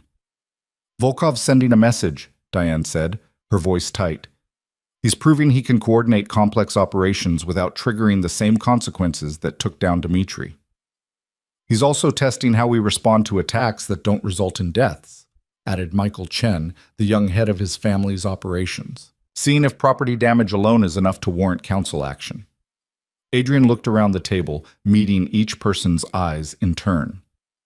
The question isn't whether this warrants action. It clearly does. The question is what kind of action sends the right message without escalating into open warfare. We could hit back, suggested Carlos Martinez. Take out some of his properties, show him we can play the same game. That's exactly what he wants. Adrian pulled up a new document, financial records he'd been compiling since Dmitri's arrest. Volkov's been systematically moving his legitimate assets into offshore accounts and shell companies. He's preparing for either a takeover attempt or a long siege. If we respond with property destruction, we're playing into his strategy. Then what do you suggest? Diane leaned forward. Because sitting here and doing nothing makes us look weak. I suggest we use the one thing Volkov doesn't expect, transparency. Adrian pulled up another file, this one containing detailed information about Volkov's operations, his financial structure, his key personnel. We don't hit his properties. We expose his entire network to federal authorities. Bank accounts, shipping routes, corrupt officials he's paying off, everything. The room went very quiet. What Adrian was suggesting went far beyond turning over one person for a specific crime. He was talking about dismantling an entire organization by cooperation with law enforcement. That's a dangerous precedent, Michael said carefully. Today, it's Volkov. Tomorrow, it could be any of us who steps out of line. That's exactly the point. Adrian's voice was hard. The old system protected everyone as long as they maintained the hierarchy. The new system protects everyone as long as they follow the rules. Volkov violated the rules. He gets the consequences. Anyone else who violates them gets the same treatment. You're talking about making us all vulnerable to exposure, Carlos objected. I'm talking about making rule-breaking more costly than rule-following. Adrian stood, pacing the length of the room. Every person in this room has operations that wouldn't survive federal scrutiny. That's the reality of our world. But as long as we operate within the council structure, as long as we respect the boundaries we established, that scrutiny doesn't come. The moment someone decides the rules don't apply to them, he turned to face them. That's when we use every tool available to remove the threat. Diane was the first to speak. I vote yes. Volkov attacked 3 of our families. He needs to face real consequences. One by one, the others joined her. Some quickly, some reluctantly, but in the end, the vote was unanimous. Anton Volkov would be exposed, his operations dismantled, his organization handed to federal authorities piece by piece. There's one more thing, Adrian said as people began gathering their belongings. Volkov won't go quietly. He'll retaliate, and the most obvious target is me and my family. The room went still again. Everyone understood what he was really saying, that by being the face of enforcement, by being the one who pushed hardest for consequences, Adrian had painted a target on Clara and Elena. We can provide additional security, Michael offered. My family owes you for the protection framework. We'll contribute resources. Same from us, Carlos added. Whatever you need. Adrian felt something loosen in his chest, a tension he hadn't realized he was carrying. The council wasn't just a theoretical structure anymore. It was becoming real, people choosing collective protection over individual power. Thank you, he said simply. Marcus will coordinate integration of your teams with mine. The meeting broke up with unusual efficiency, everyone understanding the urgency. Adrian was the last to leave, standing alone in the vault and staring at Volkov's financial records on the screens. This was the gamble. If it worked, if Volkov's exposure convinced other potential rebels that the cost was too high, then the council structure might actually survive. If it failed, if this triggered a wider conflict, then everything he'd built would collapse. His phone rang, Clara's number. Hey, he answered, trying to sound less exhausted than he felt. Everything okay? Elena's fine, I'm fine. The house is still standing. A pause. But Adrian, There's a car parked at the end of the driveway. It's been there for 20 minutes. Marcus's team checked it out. It's empty. Engine running, no one inside. Adrian's blood went cold. Get to the panic room. Now. Already here. Marcus moved us the moment they spotted it. Claire's voice was steady, but he could hear the fear underneath. What's happening? Volkov's making a move, trying to scare us, probably. Maybe worse. Adrian was already running for his car, Marcus at his heels. Stay in the panic room until I get there. Do not come out for anyone except me or Marcus. Understood? Understood. The drive back to the safe house was the longest 30 minutes of Adrian's life. His mind ran through scenarios: car bomb, distraction for a ground assault, psychological warfare designed to keep them off balance. By the time they cleared the security gates, he'd mentally prepared for all of them.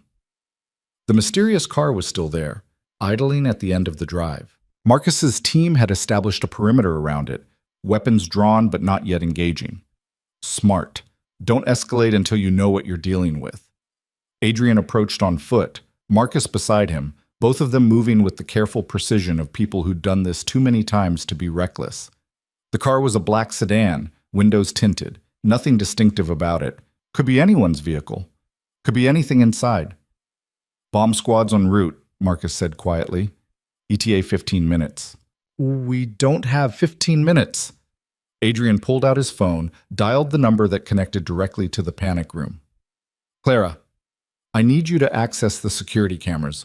Do you see anyone approaching the house from any angle? A pause while she checked. No, just your team and the car. Okay, stay put. I'm going to check the vehicle. Adrian, that's insane. Stay put. I love you.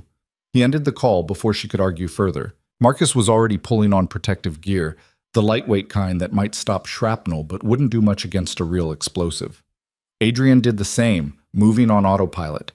This was the cost of the life he'd chosen. This was the price of enforcement. They approached the car from opposite sides, weapons drawn. The engine was still running, exhaust visible in the cool morning air. Adrian reached the driver's door first, peered through the tinted window. Empty, just like the security team had said. But on the dashboard, clearly visible, was an envelope. This is a setup, Marcus said. Classic intimidation play. Make us think it's a bomb, turn out to be a message. Or it's both. Adrian tried the door handle. Locked. We need to check the trunk. Marcus circled around, examined the back of the vehicle. Trunk secure, no visible wires or triggers. He pulled out a slim tool, worked the lock with practiced efficiency. The trunk popped open with a soft click. Inside was a single box, wrapped in plain brown paper. No ticking, no wires. Just a box and another envelope. Adrian reached for it, ignoring Marcus's protest. If this was meant to kill him, Volkov would have used something more certain than a random package. This was theater, psychological warfare. The envelope contained a single photograph. Clara, walking through a park with Elena in a stroller. Taken recently, judging by what she was wearing. Taken close enough to show details. Taken by someone who'd been following her without the security team noticing. Adrian's vision tunneled, rage so complete it felt like ice in his veins. Volkov had gotten close to his family, had stalked them, had documented it, and sent it back as proof that he could reach them whenever he wanted. Boss? Marcus's voice was tight. The box. Adrian opened it carefully, his hand steady despite the fury. Inside was Elena's stuffed rabbit, the one that had gone missing from the nursery 2 days ago. They'd thought it had been misplaced in the chaos of daily life, but Volkov had taken it, had been in their home, had been close enough to their daughter to take her toy. The second envelope was tucked beneath the rabbit. Adrian opened it with fingers that wanted to crush and tear. The note was typed, impersonal. The council thinks it can change the rules, but some rules are older than structures, older than votes. You took everything from Dmitri for killing 3 nobodies. I'll take everything from you for killing the old ways, your family, your wife, your daughter. Everything you love becomes leverage. Welcome to the real war. Adrian read it twice, each word carving itself into his consciousness with brutal clarity. Then he pulled out his phone and made a call he'd hoped never to make. This is Adrian Romano. I need to speak to Director Pierce. Tell her it's an emergency and it involves Anton Volkov. The call connected through 3 layers of security before a woman's voice came on the line. Mr. Romano, this is unexpected. Director Pierce, I have evidence that Anton Volkov has committed breaking and entering, stalking, and made credible threats against my family, including my infant daughter. Adrian's voice was flat, professional. I'm prepared to provide you with everything I have on his entire operation in exchange for immediate federal protection for my wife and child. That's quite an offer. What's the catch? No catch. I want Volkov in custody within the hour. I want him charged with everything you can make stick, and I want my family protected while that happens. Adrian looked at the photograph, at Clara's smile captured by a stalker's lens. After that, I'll give you enough evidence to dismantle his organization completely. We'll need to verify the threat is credible. I'm standing next to a car that was left at my property with a stolen item from my daughter's nursery and photographs of my wife being surveilled.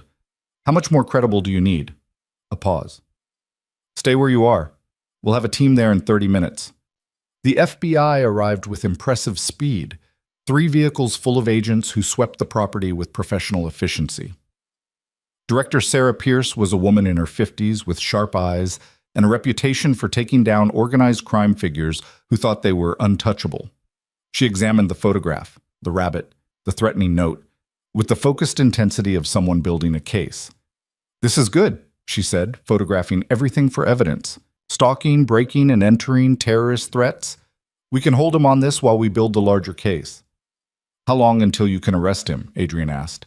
His location is known. We can have him in custody within 2 hours. She looked up from the evidence. But, Mr. Romano, you understand what you're doing here? Once we arrest Volkov on these charges, once you provide testimony and evidence, you're crossing a line that can't be uncrossed. I crossed that line when I turned over Dmitry Petrov. This is just reinforcing the message.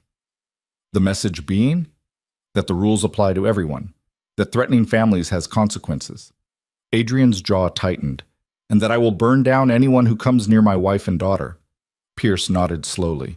Fair enough. We'll take it from here. I'll need you to come in and give a formal statement, but we can do that after Volkov's in custody. Adrian turned to Marcus. Get Clara and Elena. We're leaving. Where are we going? Somewhere Volkov doesn't know about. Somewhere nobody knows about, except you and me.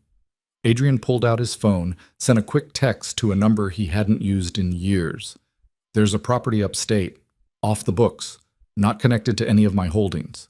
We'll be safe there while this plays out. Marcus nodded, already moving toward the house. Adrian followed, his mind shifting through logistics and contingencies. They'd need supplies, security equipment, a way to stay connected without being traced. 48 hours, maybe 72. However long it took for federal authorities to secure Volkov and dismantle his immediate network.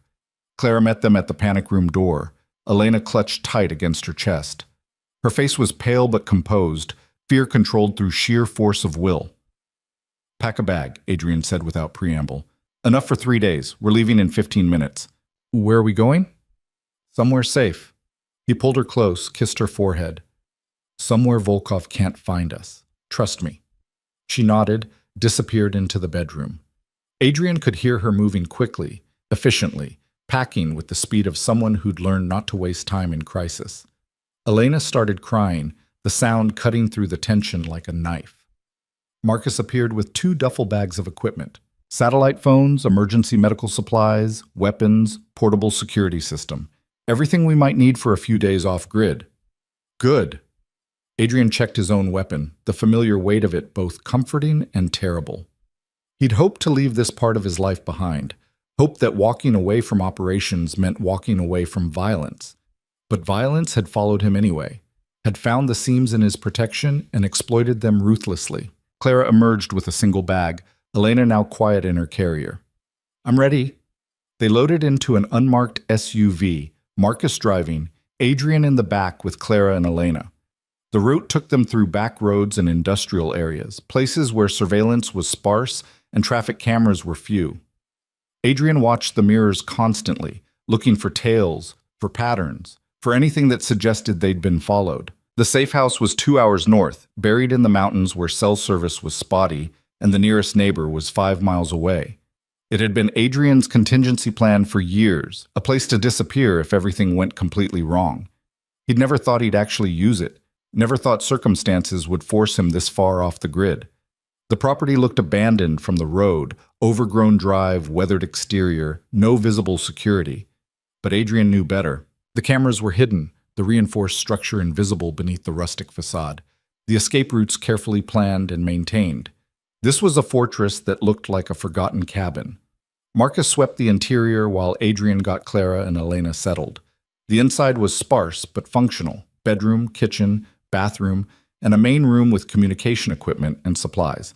Not comfortable, but safe. "I hate this," Clara said, settling Elena into a portable crib that Marcus had somehow produced. "I hate running. I hate hiding. I hate that our lives are like this." "I know." Adrian checked the security monitors, watched the perimeter cameras cycle through their feeds. "But it's temporary, 48 hours, maybe less. Then Volkov's in custody and we can go home." "Can we?" She turned to face him, exhaustion and fear mixing in her expression. "Or is this just going to keep happening? Different enemies, different threats, same terror?" It was the question Adrian had been avoiding, the truth he didn't want to face. That enforcing the new system meant making enemies. That being the face of consequences meant becoming the target of everyone who hated change. That protecting Clara and Elena required putting them in constant danger. "I don't know," he admitted. "I thought I could build something different. Thought I could create a structure that protected everyone without requiring me to be the enforcer. But maybe I was wrong. Maybe—" Elena started crying, hungry and indignant. Clara picked her up automatically, began the familiar routine of feeding. Adrian watched them, this small, perfect piece of his life that existed in the middle of chaos. His phone buzzed. A text from Director Pierce. "Volkov in custody, arrested at his home without incident. Formal charges being filed now." Relief flooded through him so fast he had to sit down. "They got him. Volkov's in federal custody." Clara's eyes closed, tears slipping free. "Thank God. We still need to stay here until we're certain his people aren't planning retaliation. But Clara—" Adrian crossed to her, knelt beside the chair. "The worst is over. Dimitri's gone. Volkov's gone.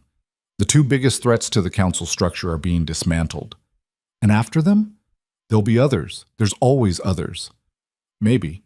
Probably." He took her free hand, held tight.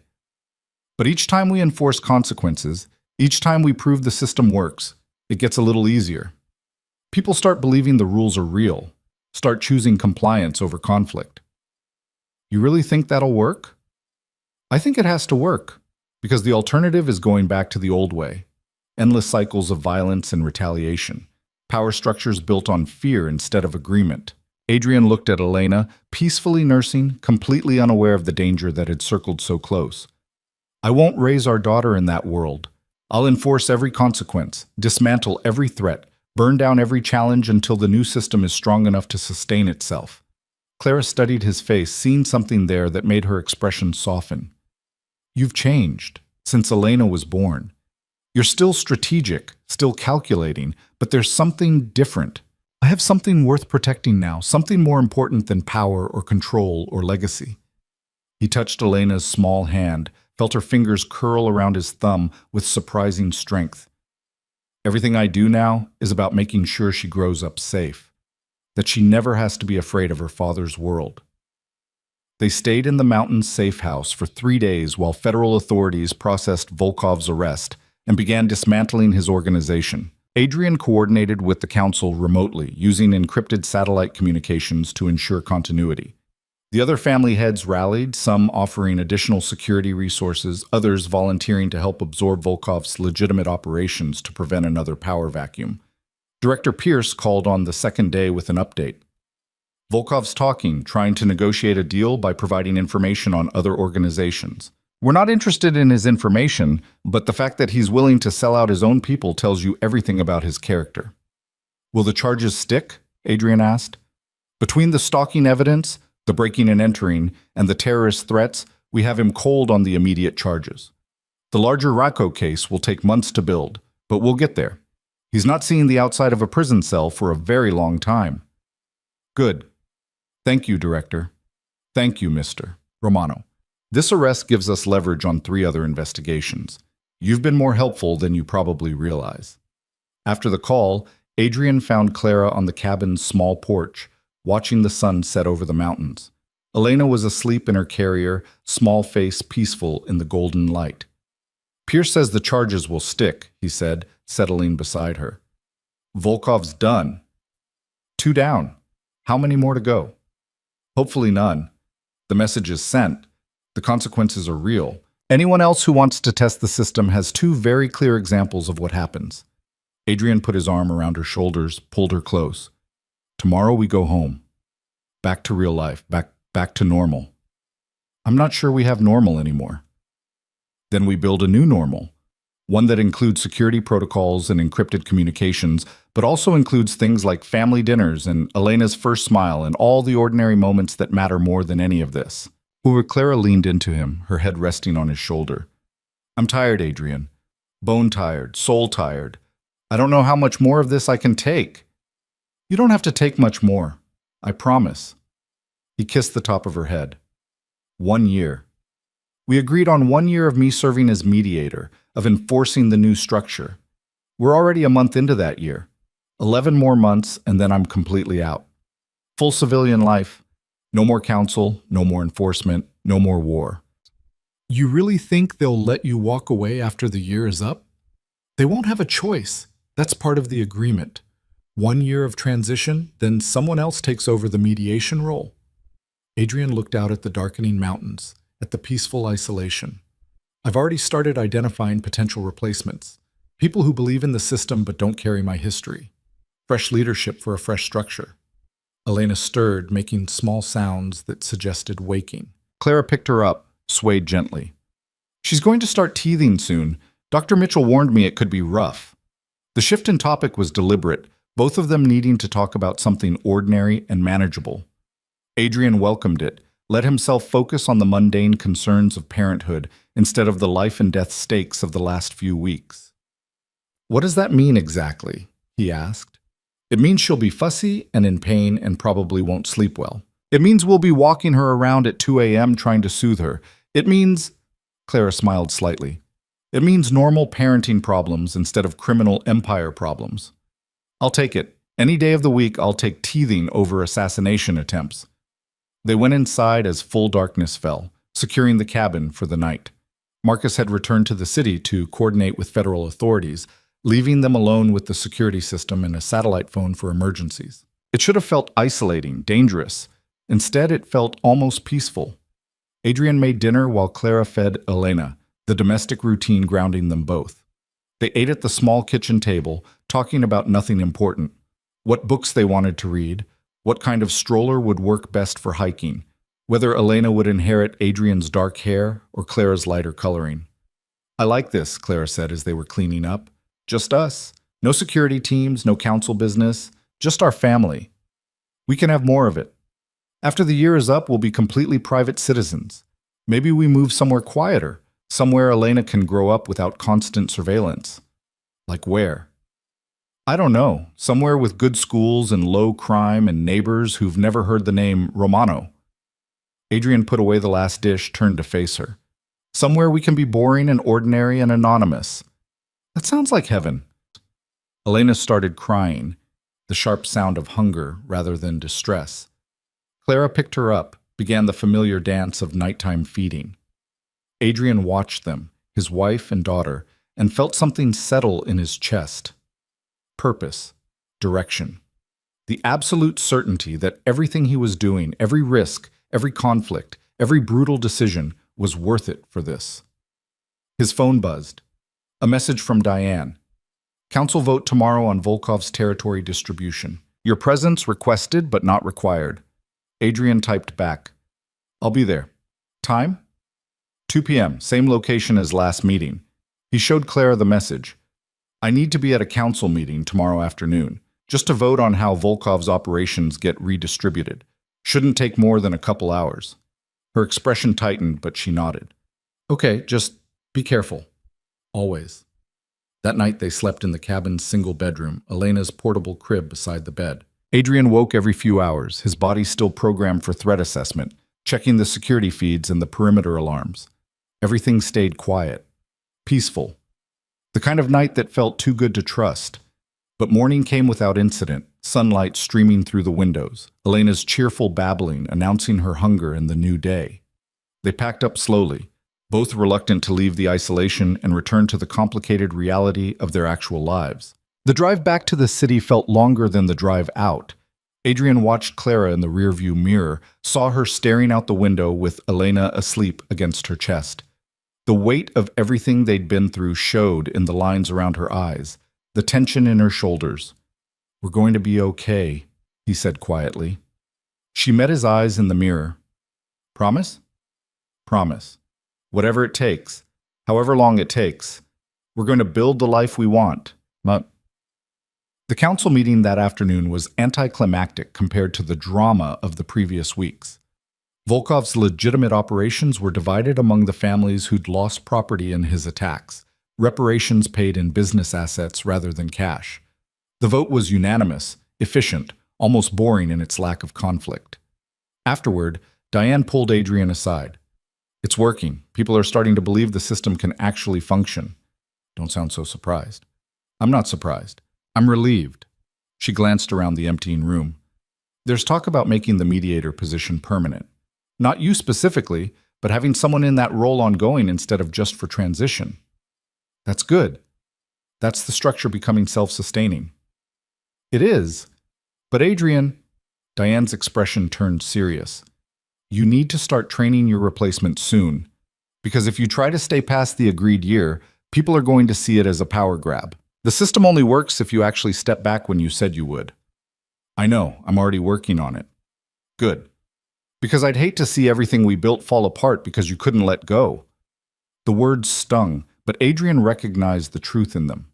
He'd created this structure, but he couldn't be the one to run it forever. The whole point was to build something that didn't require his constant presence, his constant enforcement, his constant willingness to be the villain. He drove home thinking about succession, about training, about what it would mean to truly walk away from power after spending 15 years building it. The house came into view, secure and peaceful, Marcus's team visible at their posts. Clara met him at the door, Elena in her arms. "How did it go?" "Good, quiet, boring." He kissed them both. "Exactly what we need."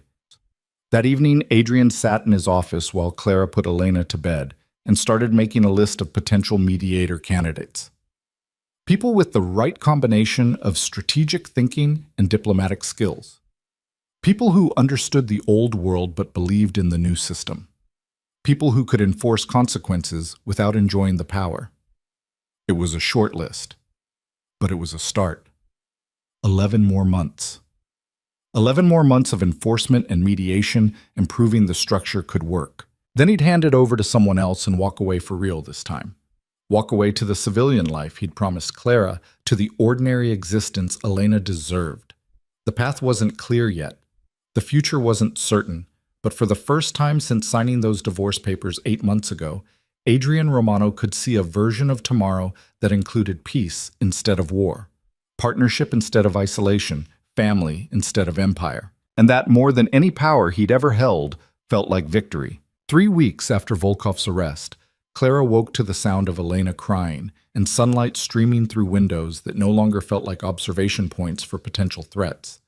The security team was still there, still vigilant, but something had shifted. The house felt less like a fortress and more like a home. She found Adrian in the nursery, already changed and holding Elena against his shoulder, swaying gently while humming something tuneless. He'd gotten better at this, the early morning comfort, the instinctive response to their daughter's needs. He looked up when Clara appeared in the doorway, smiled with the kind of unguarded warmth he rarely showed anyone else. "She's teething," he said quietly. "I can feel the bumps on her gums." Dr. Mitchell said it would start soon.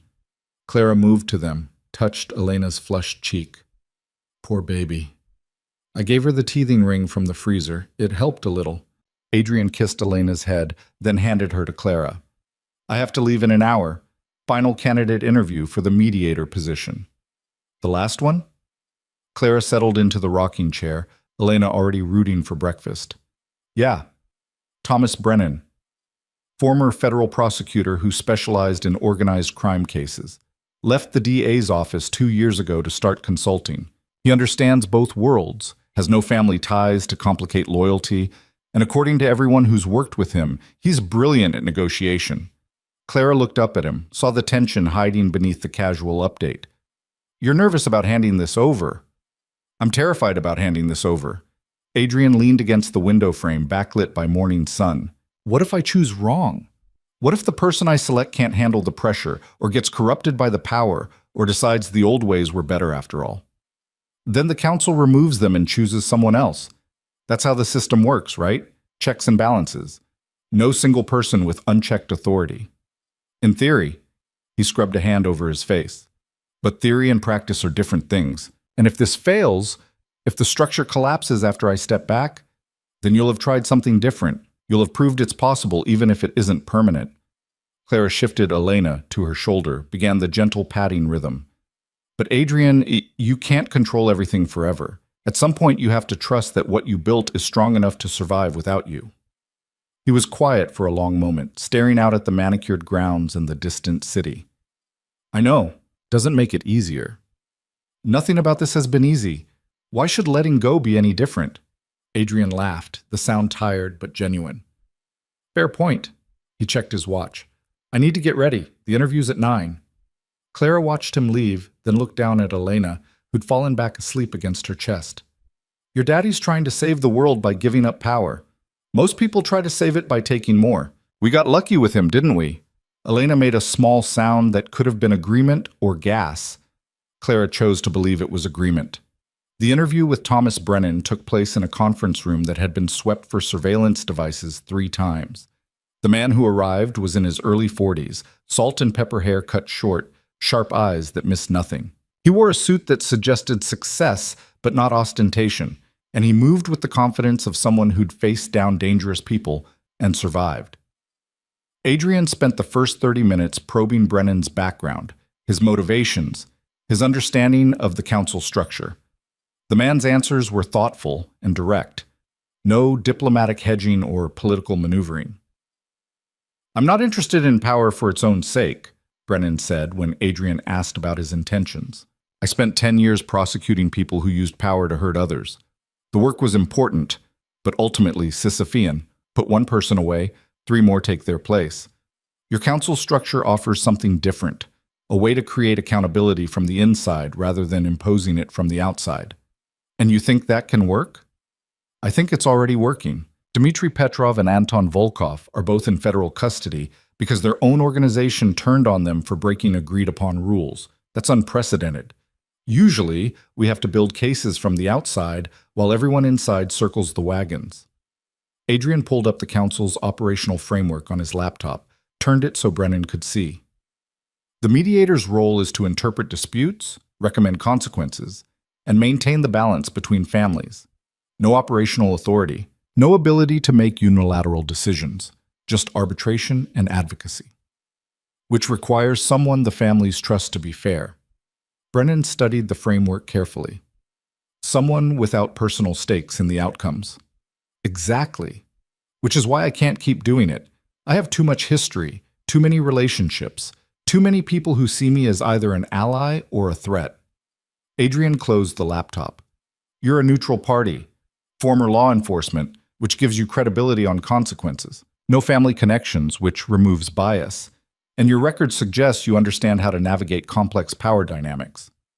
You're offering me the position. I'm offering you the opportunity to prove you're the right choice. 3 months working alongside me, learning the families, understanding the conflicts, building relationships. Then, if the council approves and you still want it, the position is yours." Adrian met Brennan's eyes directly. "This isn't ceremonial. The threats are real. The stakes are life and death. And you'll be making decisions that could save or destroy people depending on how well you judge situations." Brennan was quiet for a moment, considering. "What happens to you after the transition?" "I become a private citizen, full civilian life. The council has my contact information for emergencies, but otherwise I'm out completely." Adrian felt the weight of that statement, the finality. "My wife and daughter deserve a life where their safety isn't constantly threatened by my professional obligations. This is how I give them that. Most people in your position would find a way to maintain control while appearing to step back." Most people in my position don't have a 3-week-old daughter who was born while armed mercenaries were trying to break down the door. Adrian's voice went hard. I'm not interested in maintaining control. I'm interested in building something sustainable and then getting the hell out before it costs me everything that matters. Brennan nodded slowly. When would you want me to start? Tomorrow, if you're willing. I'm willing. They shook hands, the gesture formal but significant. Adrian felt something loosen in his chest, relief and terror mixing in equal measure. This was the beginning of the end, the start of the transition that would either prove his system could work or reveal it as an optimistic fantasy. He spent the rest of the day bringing Brennan up to speed, introducing him to Marcus's security team, providing access to the encrypted communication systems. Brennan absorbed information quickly, asked smart questions, showed no signs of being overwhelmed by the complexity. You're good at this, Adrian said as they were wrapping up. The analysis, the strategic thinking, the ability to see multiple angles simultaneously. I had good teachers. Prosecutors learn to think like criminals to build effective cases. You learn to anticipate, to understand motivations, to see the logic in seemingly chaotic actions. Brennan gathered his notes. Your counsel structure makes sense because it aligns incentives correctly. Following the rules costs less than breaking them. That's sustainable in a way that pure fear-based control never is. Adrian walked him to his car, making sure security logged the departure properly. When he returned to the house, Clara was waiting in the living room with Elena. How did it go? She asked. Good. Really good, actually. He starts tomorrow. Adrian dropped onto the couch beside her, suddenly exhausted. 3 months of training and then I'm out. How do you feel about that? Like I'm jumping off a cliff and hoping the parachute opens. He pulled Clara against his side, careful not to jostle Elena, but also relieved. Like maybe this might actually work. Elena chose that moment to spit up on Clara's shoulder, the timing so perfect they both started laughing. Ordinary parenting chaos interrupting the life and death stakes. Adrian grabbed a burp cloth, helped Clara clean up, feeling the normalcy of it settle over him like armor. She has impeccable timing, Clara said, wiping Elena's chin. She has your sense of dramatic timing. Adrian took Elena, held her against his chest. And hopefully my strategic thinking. Combined, she'll be unstoppable. That's a terrifying thought. The next 3 months blurred into a routine of careful transition. Brennan shadowed Adrian through council meetings, mediation sessions, conflict resolutions. He met with each family head individually, building relationships, establishing credibility. The man was a natural diplomat, able to listen without judgment while maintaining clear boundaries. Adrian watched him work with a mixture of pride and anxiety. This was what he'd hoped for, someone capable of taking over without requiring his constant involvement. But letting go meant accepting that he couldn't control outcomes anymore. Couldn't guarantee that every decision would align with his vision. You're hovering, Clara said one evening as Adrian paced the living room while Brennan handled a minor territorial dispute over phone. He can manage a simple mediation without your supervision. I know that intellectually. Adrian stopped at the window, watched the security patrol make its rounds.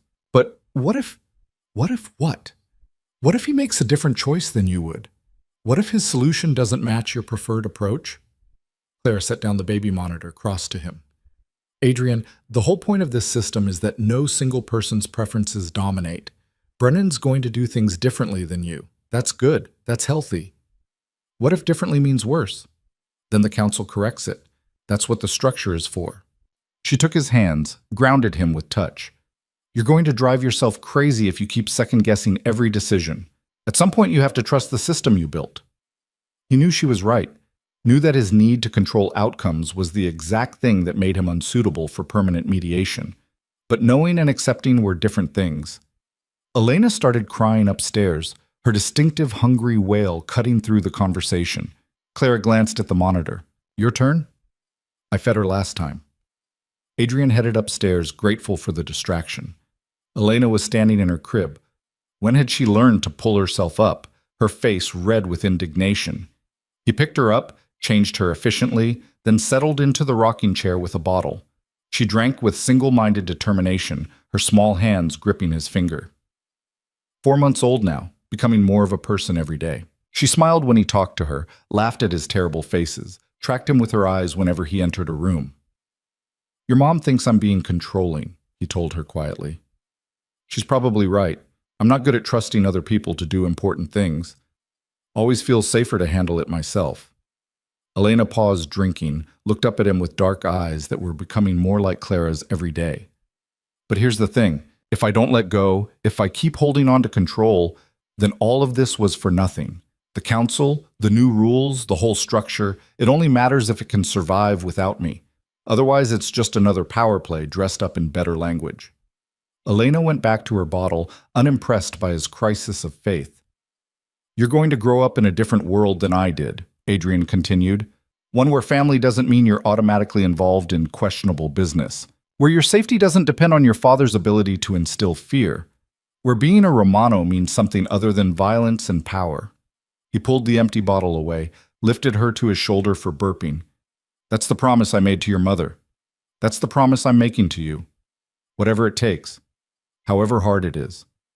Elena burped impressively, then made happy sounds against his shoulder. Adrian held her close, breathing in the baby shampoo scent of her, feeling the absolute certainty that every difficult decision had been worth it for this. The formal transition happened on a gray morning in late autumn, exactly 1 year after the council structure had been established. Every family head gathered in the same renovated bank vault where they'd voted to enforce consequences against Dmitry Petrov.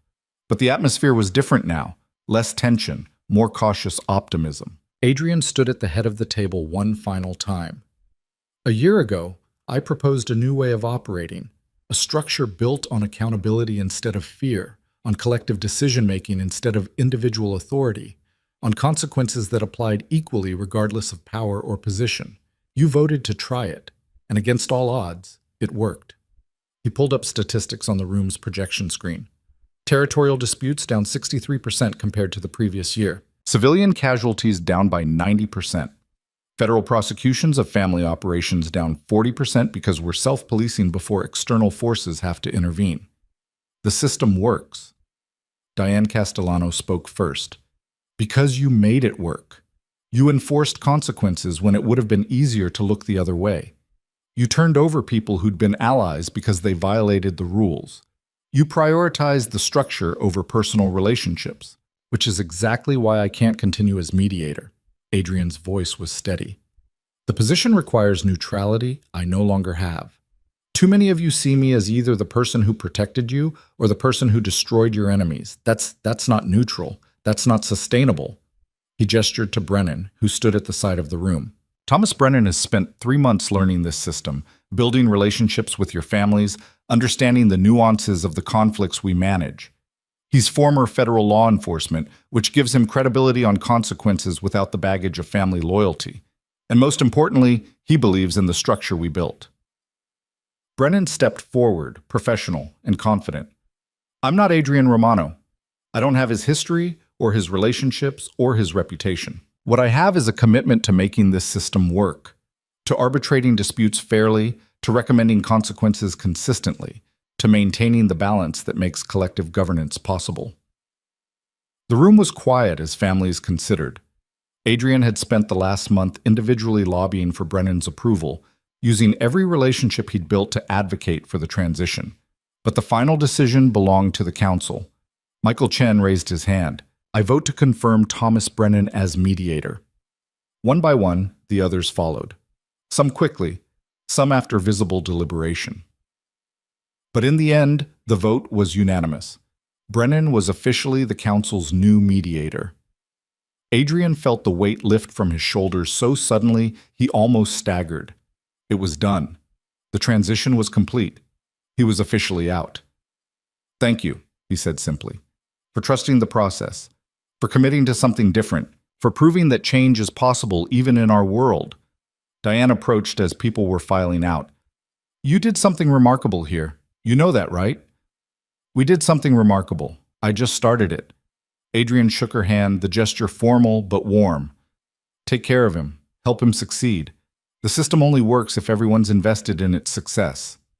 "We will, because we want it to work." She paused at the door. "What will you do now? In civilian life?" "Honestly, I have no idea. but I'm looking forward to finding out. Clara was waiting when he got home, Elena playing on a blanket on the living room floor. She looked up when Adrian entered, her expression hopeful and nervous. "It's done," he said. "Brennan's confirmed. I'm officially retired." Clara stood, crossed to him, wrapped her arms around him tight. "How do you feel?" "Terrified. Relieved. Free." He held her close, breathing in the familiar comfort. "Like I just stepped off a cliff and discovered I can fly. Or maybe you just discovered the cliff wasn't as high as you thought." Clara pulled back, looked at him with eyes that knew him too well. "What now?" "Now we figure out what normal looks like. Real normal. Not crisis management normal or temporary peace normal. Actual boring civilian normal." Elena made a demanding sound from her blanket, reaching up with small hands. Adrian picked her up, settled her on his hip. She grabbed his collar, babbling in the mostly nonsense way of 4-month-olds. "Hear that?" he said to Clara. "She's already giving me advice on retirement planning. She's probably telling you to sleep more. She's very wise that way."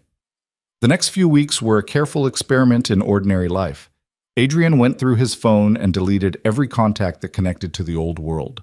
Every number, every encrypted app, every connection to the system he'd helped build. Marcus stayed on as head of personal security, but the rest of the tactical team transitioned to council oversight. The house became quieter. Less traffic from business meetings and strategy sessions, more space for things like family dinners and Elena's increasingly animated interactions with the world. Adrian discovered he enjoyed cooking, the precise measurements and timing scratching the same itch as strategic planning, but with less lethal stakes. Clara watched the transformation with cautious optimism. "You seem different. Lighter, somehow." "I feel different. Like I've been carrying weight for so long, I forgot what it felt like to stand up straight." Adrian was chopping vegetables for dinner, Elena and her bouncer on the counter where she could watch. "The first week I kept waiting for an emergency call, some crisis that would pull me back in. But it never came. Brennan's handling everything. How does that make you feel?" "Honestly, a little insulted that the system doesn't need me anymore." He laughed at his own ego. "But mostly relieved. Watching him succeed proves the structure works, that it wasn't dependent on me personally." Clara moved behind him, wrapped her arms around his waist, rested her head against his back. "I'm proud of you. For building something good and then having the courage to walk away from it. I'm proud of us. For surviving the transition. For making it through the chaos without destroying each other." He turned in her arms, pulled her close. "For choosing to try again instead of accepting that distance was safer." Elena chose that moment to knock her bouncer toy onto the floor, then immediately started crying at its loss. They both laughed, the domestic interruption perfectly timed. "That's our cue," Clara said, retrieving the toy. Crisis management of the infant variety. Dinner was chaotic in the best way. Elena demanding attention, Clara recounting funny moments from her day, Adrian burning the rice because he got distracted making silly faces at their daughter. It was messy and imperfect, and absolutely nothing like the controlled precision of his previous life. It was perfect. That night, after Elena was asleep and the kitchen was clean, Adrian found Clara in their bedroom looking at her laptop. "What are you doing?" "Looking at houses." She turned the screen so he could see. "Smaller cities, good school districts, places where nobody knows who we are." Adrian sat beside her, scrolled through the listings. Suburban homes with yards and good lighting, normal houses for normal families. "You're serious about moving?" "I'm serious about starting over, really starting over, not just pretending to be civilians while living in a fortress with armed guards." Clara met his eyes. "Don't you want that? A place where Elena can play outside without security protocols? Where we can have neighbors and backyard barbecues and all the boring ordinary things?" "I want that more than almost anything." He closed the laptop gently. "But Clara, the threats don't completely disappear just because I retired. There are still people who remember what I did, who might hold grudges."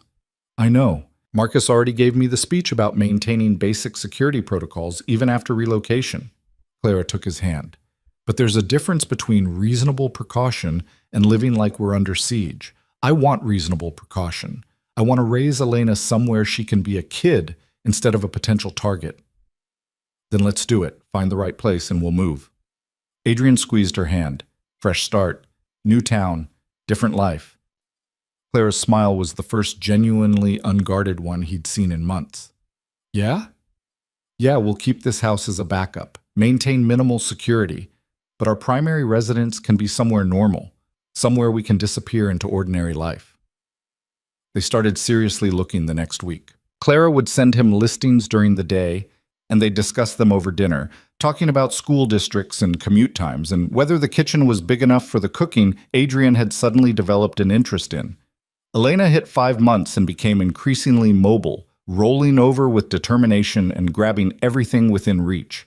She laughed more now, deep belly laughs when Adrian made ridiculous sounds or Clara played peekaboo. She was becoming a person with preferences and personality, and watching it happen was the most fascinating thing either of them had ever experienced. She's going to be trouble, Clara said one evening, watching Elena determinedly try to grab her own feet. Look at that focus. That's your strategic planning combined with my stubbornness. We're doomed, Adrian agreed, absolutely doomed. But he was smiling when he said it. Happiness settled deep in his bones. They found the right house in a town 2 hours north, a place called Riverside Mills that had good schools and a low crime rate and absolutely no connection to Adrian's previous life. The house itself was modest by their current standards. 3 bedrooms, a yard with mature trees, a kitchen that needed updating but had good bones. It's perfect, Clara said during their third walkthrough. It's exactly what I pictured. Adrian stood in the empty living room, imagining their furniture here, imagining Elena learning to walk on these floors, imagining ordinary mornings and quiet evenings and all the mundane moments that made up a life. Let's make an offer.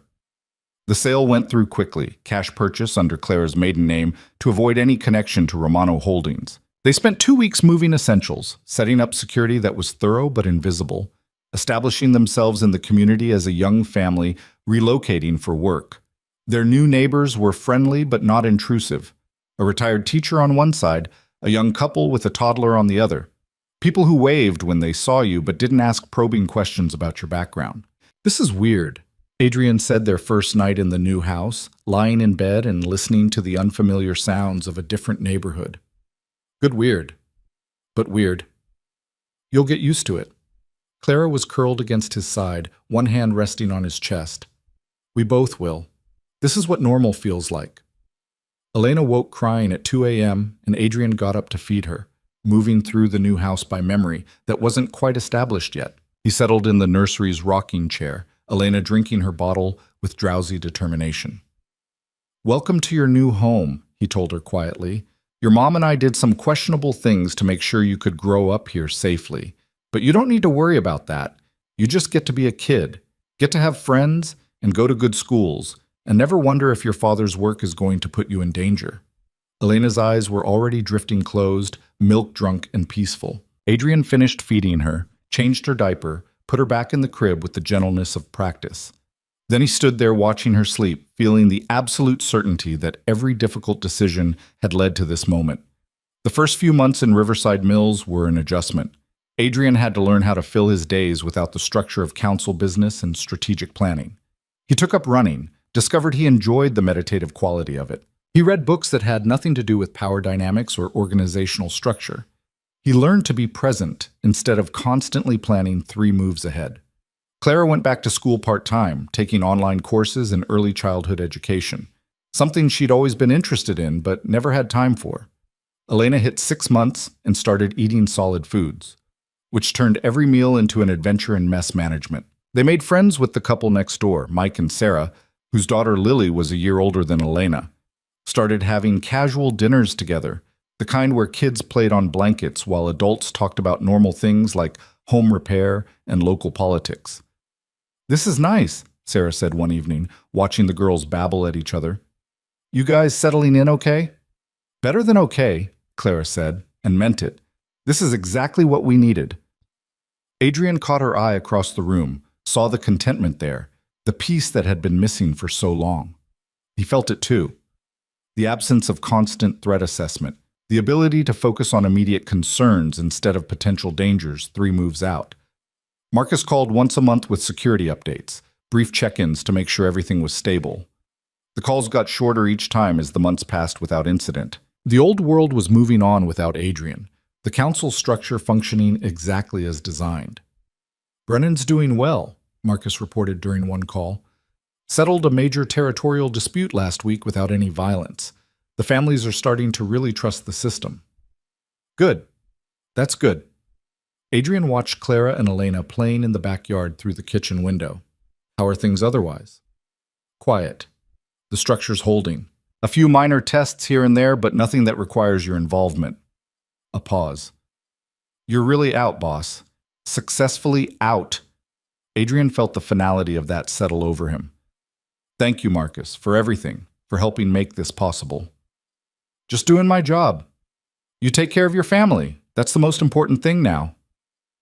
After the call, Adrian joined Clara and Elena in the yard. Elena was crawling now, moving with determined efficiency toward a butterfly that had landed on the grass. Clara was following at a safe distance, ready to intervene if needed, but letting their daughter explore. Marcus says everything's stable, Adrian said, settling onto the grass beside Clara. The council's functioning well without me. How does that feel? Like proof that I made the right choice. He pulled Clara against him, both of them watching Elena discover the world one grass blade at a time. Like maybe we actually pulled this off. Elena reached the butterfly, which flew away at her approach. She sat back, surprised, then laughed with pure delight at the movement. Clara and Adrian laughed too, the sound mingling in the afternoon air. That evening, after Elena was asleep, they sat on the back porch with glasses of wine and watched the sunset over their small yard. The neighborhood was quiet, peaceful, the kind of place where the biggest excitement was the annual street fair. I've been thinking, Clara said, about the foundation. Adrian turned to her. What foundation? The one we should start. For families affected by violence, for kids who lost parents to crime, for women trying to escape dangerous situations. Clara's eyes were bright with purpose. We have resources. We have experience. We could actually help people instead of just surviving ourselves. Adrian felt something click into place, purpose that had been missing since he stepped back from the council. You're right. We could. Build something positive instead of just dismantling something negative. They started planning that night, sketching ideas and discussing implementation. A foundation that would provide resources without asking questions. That would help people rebuild without judgment. That would turn their experience with violence and power into something that protected instead of threatened. The Elena May Romano Foundation launched 6 months later, quietly funded and carefully managed. They helped domestic violence survivors relocate safely, provided scholarships for kids whose parents were incarcerated, offered job training and housing assistance for people trying to leave criminal organizations. It was different work than Adrian had done before, slower, more focused on individuals than systems. But watching people rebuild their lives, seeing the direct impact of resources deployed thoughtfully, it satisfied the same drive that had motivated his council work, the desire to create something better than what existed. Elena turned 1 year old on a sunny Saturday in May. They threw a small party in the backyard, just family and their new friends from the neighborhood. Clara's sister came with her kids, Marcus stopped by with a giant stuffed bear, and Mike and Sarah brought Lily over to play. Adrian watched Clara laugh at something Sarah said, watched Elena smash cake into her face with enthusiastic determination, watched the ordinary chaos of a child's birthday party unfold around him. This was what he'd fought for, this exact moment of peace and joy and normalcy. You look happy, Marcus said, appearing at his elbow with a beer.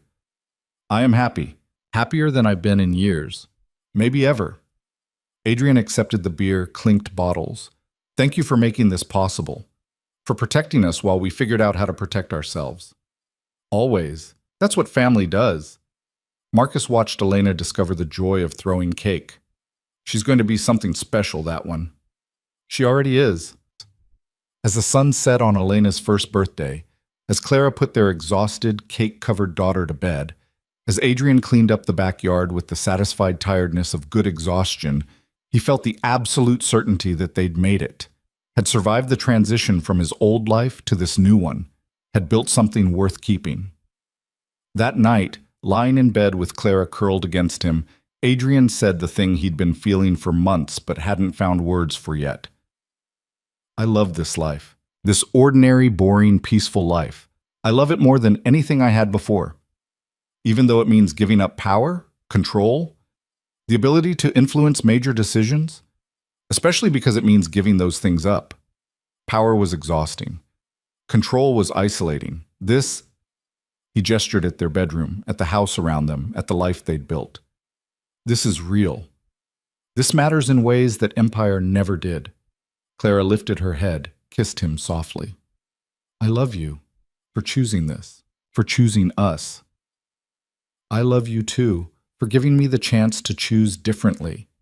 They fell asleep wrapped around each other, and for the first time in either of their memories, the night passed without nightmares or threats or the weight of constant vigilance. Morning came with Elena's cheerful babbling through the monitor, sunlight streaming through curtains they'd chosen together, and the promise of another ordinary day in their extraordinary, ordinary life. Adrian made coffee while Clara got Elena ready for the day. They ate breakfast as a family, discussing nothing more important than whether they should go to the park or the library. Elena voted for the park by throwing her sippy cup enthusiastically toward the door. Park it is, Adrian said, catching the cup before it hit the floor. Democracy in action. They walked the 3 blocks to the neighborhood park, Elena in her stroller until she saw the swings and demanded to be released. Adrian pushed her gently while Clara took pictures, capturing the joy on their daughter's face as she experienced the simple pleasure of movement and height. This was the victory, not the council structure or the successful transition or even the foundation helping people rebuild. The real victory was this moment, this morning, this life where the biggest concern was whether Elena would nap before lunch. Adrian Romano had ruled through fear and strategy and carefully calculated consequences. He'd built an empire, dismantled it, and rebuilt something different in its place. He turned over allies and made enemies and enforced rules that cost him relationships. But in the end, the thing he was proudest of wasn't the system he'd created or the change he'd forced into existence. It was this: a sunny morning in a park with his wife and daughter, completely anonymous and perfectly happy. He'd learned that power wasn't what you could destroy. It was what you protected and kept. And standing there, watching Elena laugh as he pushed her swing higher, Adrian understood that he'd finally found the thing worth protecting with everything he had. Not an empire, not a system, not even a legacy. Just this, just family, just love, just the ordinary miracle of being someone's father, someone's husband, someone who came home every night to people who needed him for reasons that had nothing to do with power or strategy or control. The war had ended not with violence or dominance or even justice.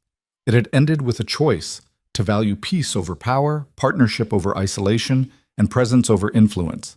And as Elena demanded, "Higher, Daddy, higher," and Clara laughed at both of them, Adrian Romano felt something he'd never expected to feel. Complete. The phone in his pocket stayed silent. The threats didn't materialize. The old world kept turning without him. And for the first time in his adult life, Adrian was exactly where he wanted to be, doing exactly what mattered most with exactly the people who made it all worthwhile. The victory wasn't in the war he'd won. It was in the peace he'd chosen. And that peace, hard fought and carefully built, was finally, beautifully real.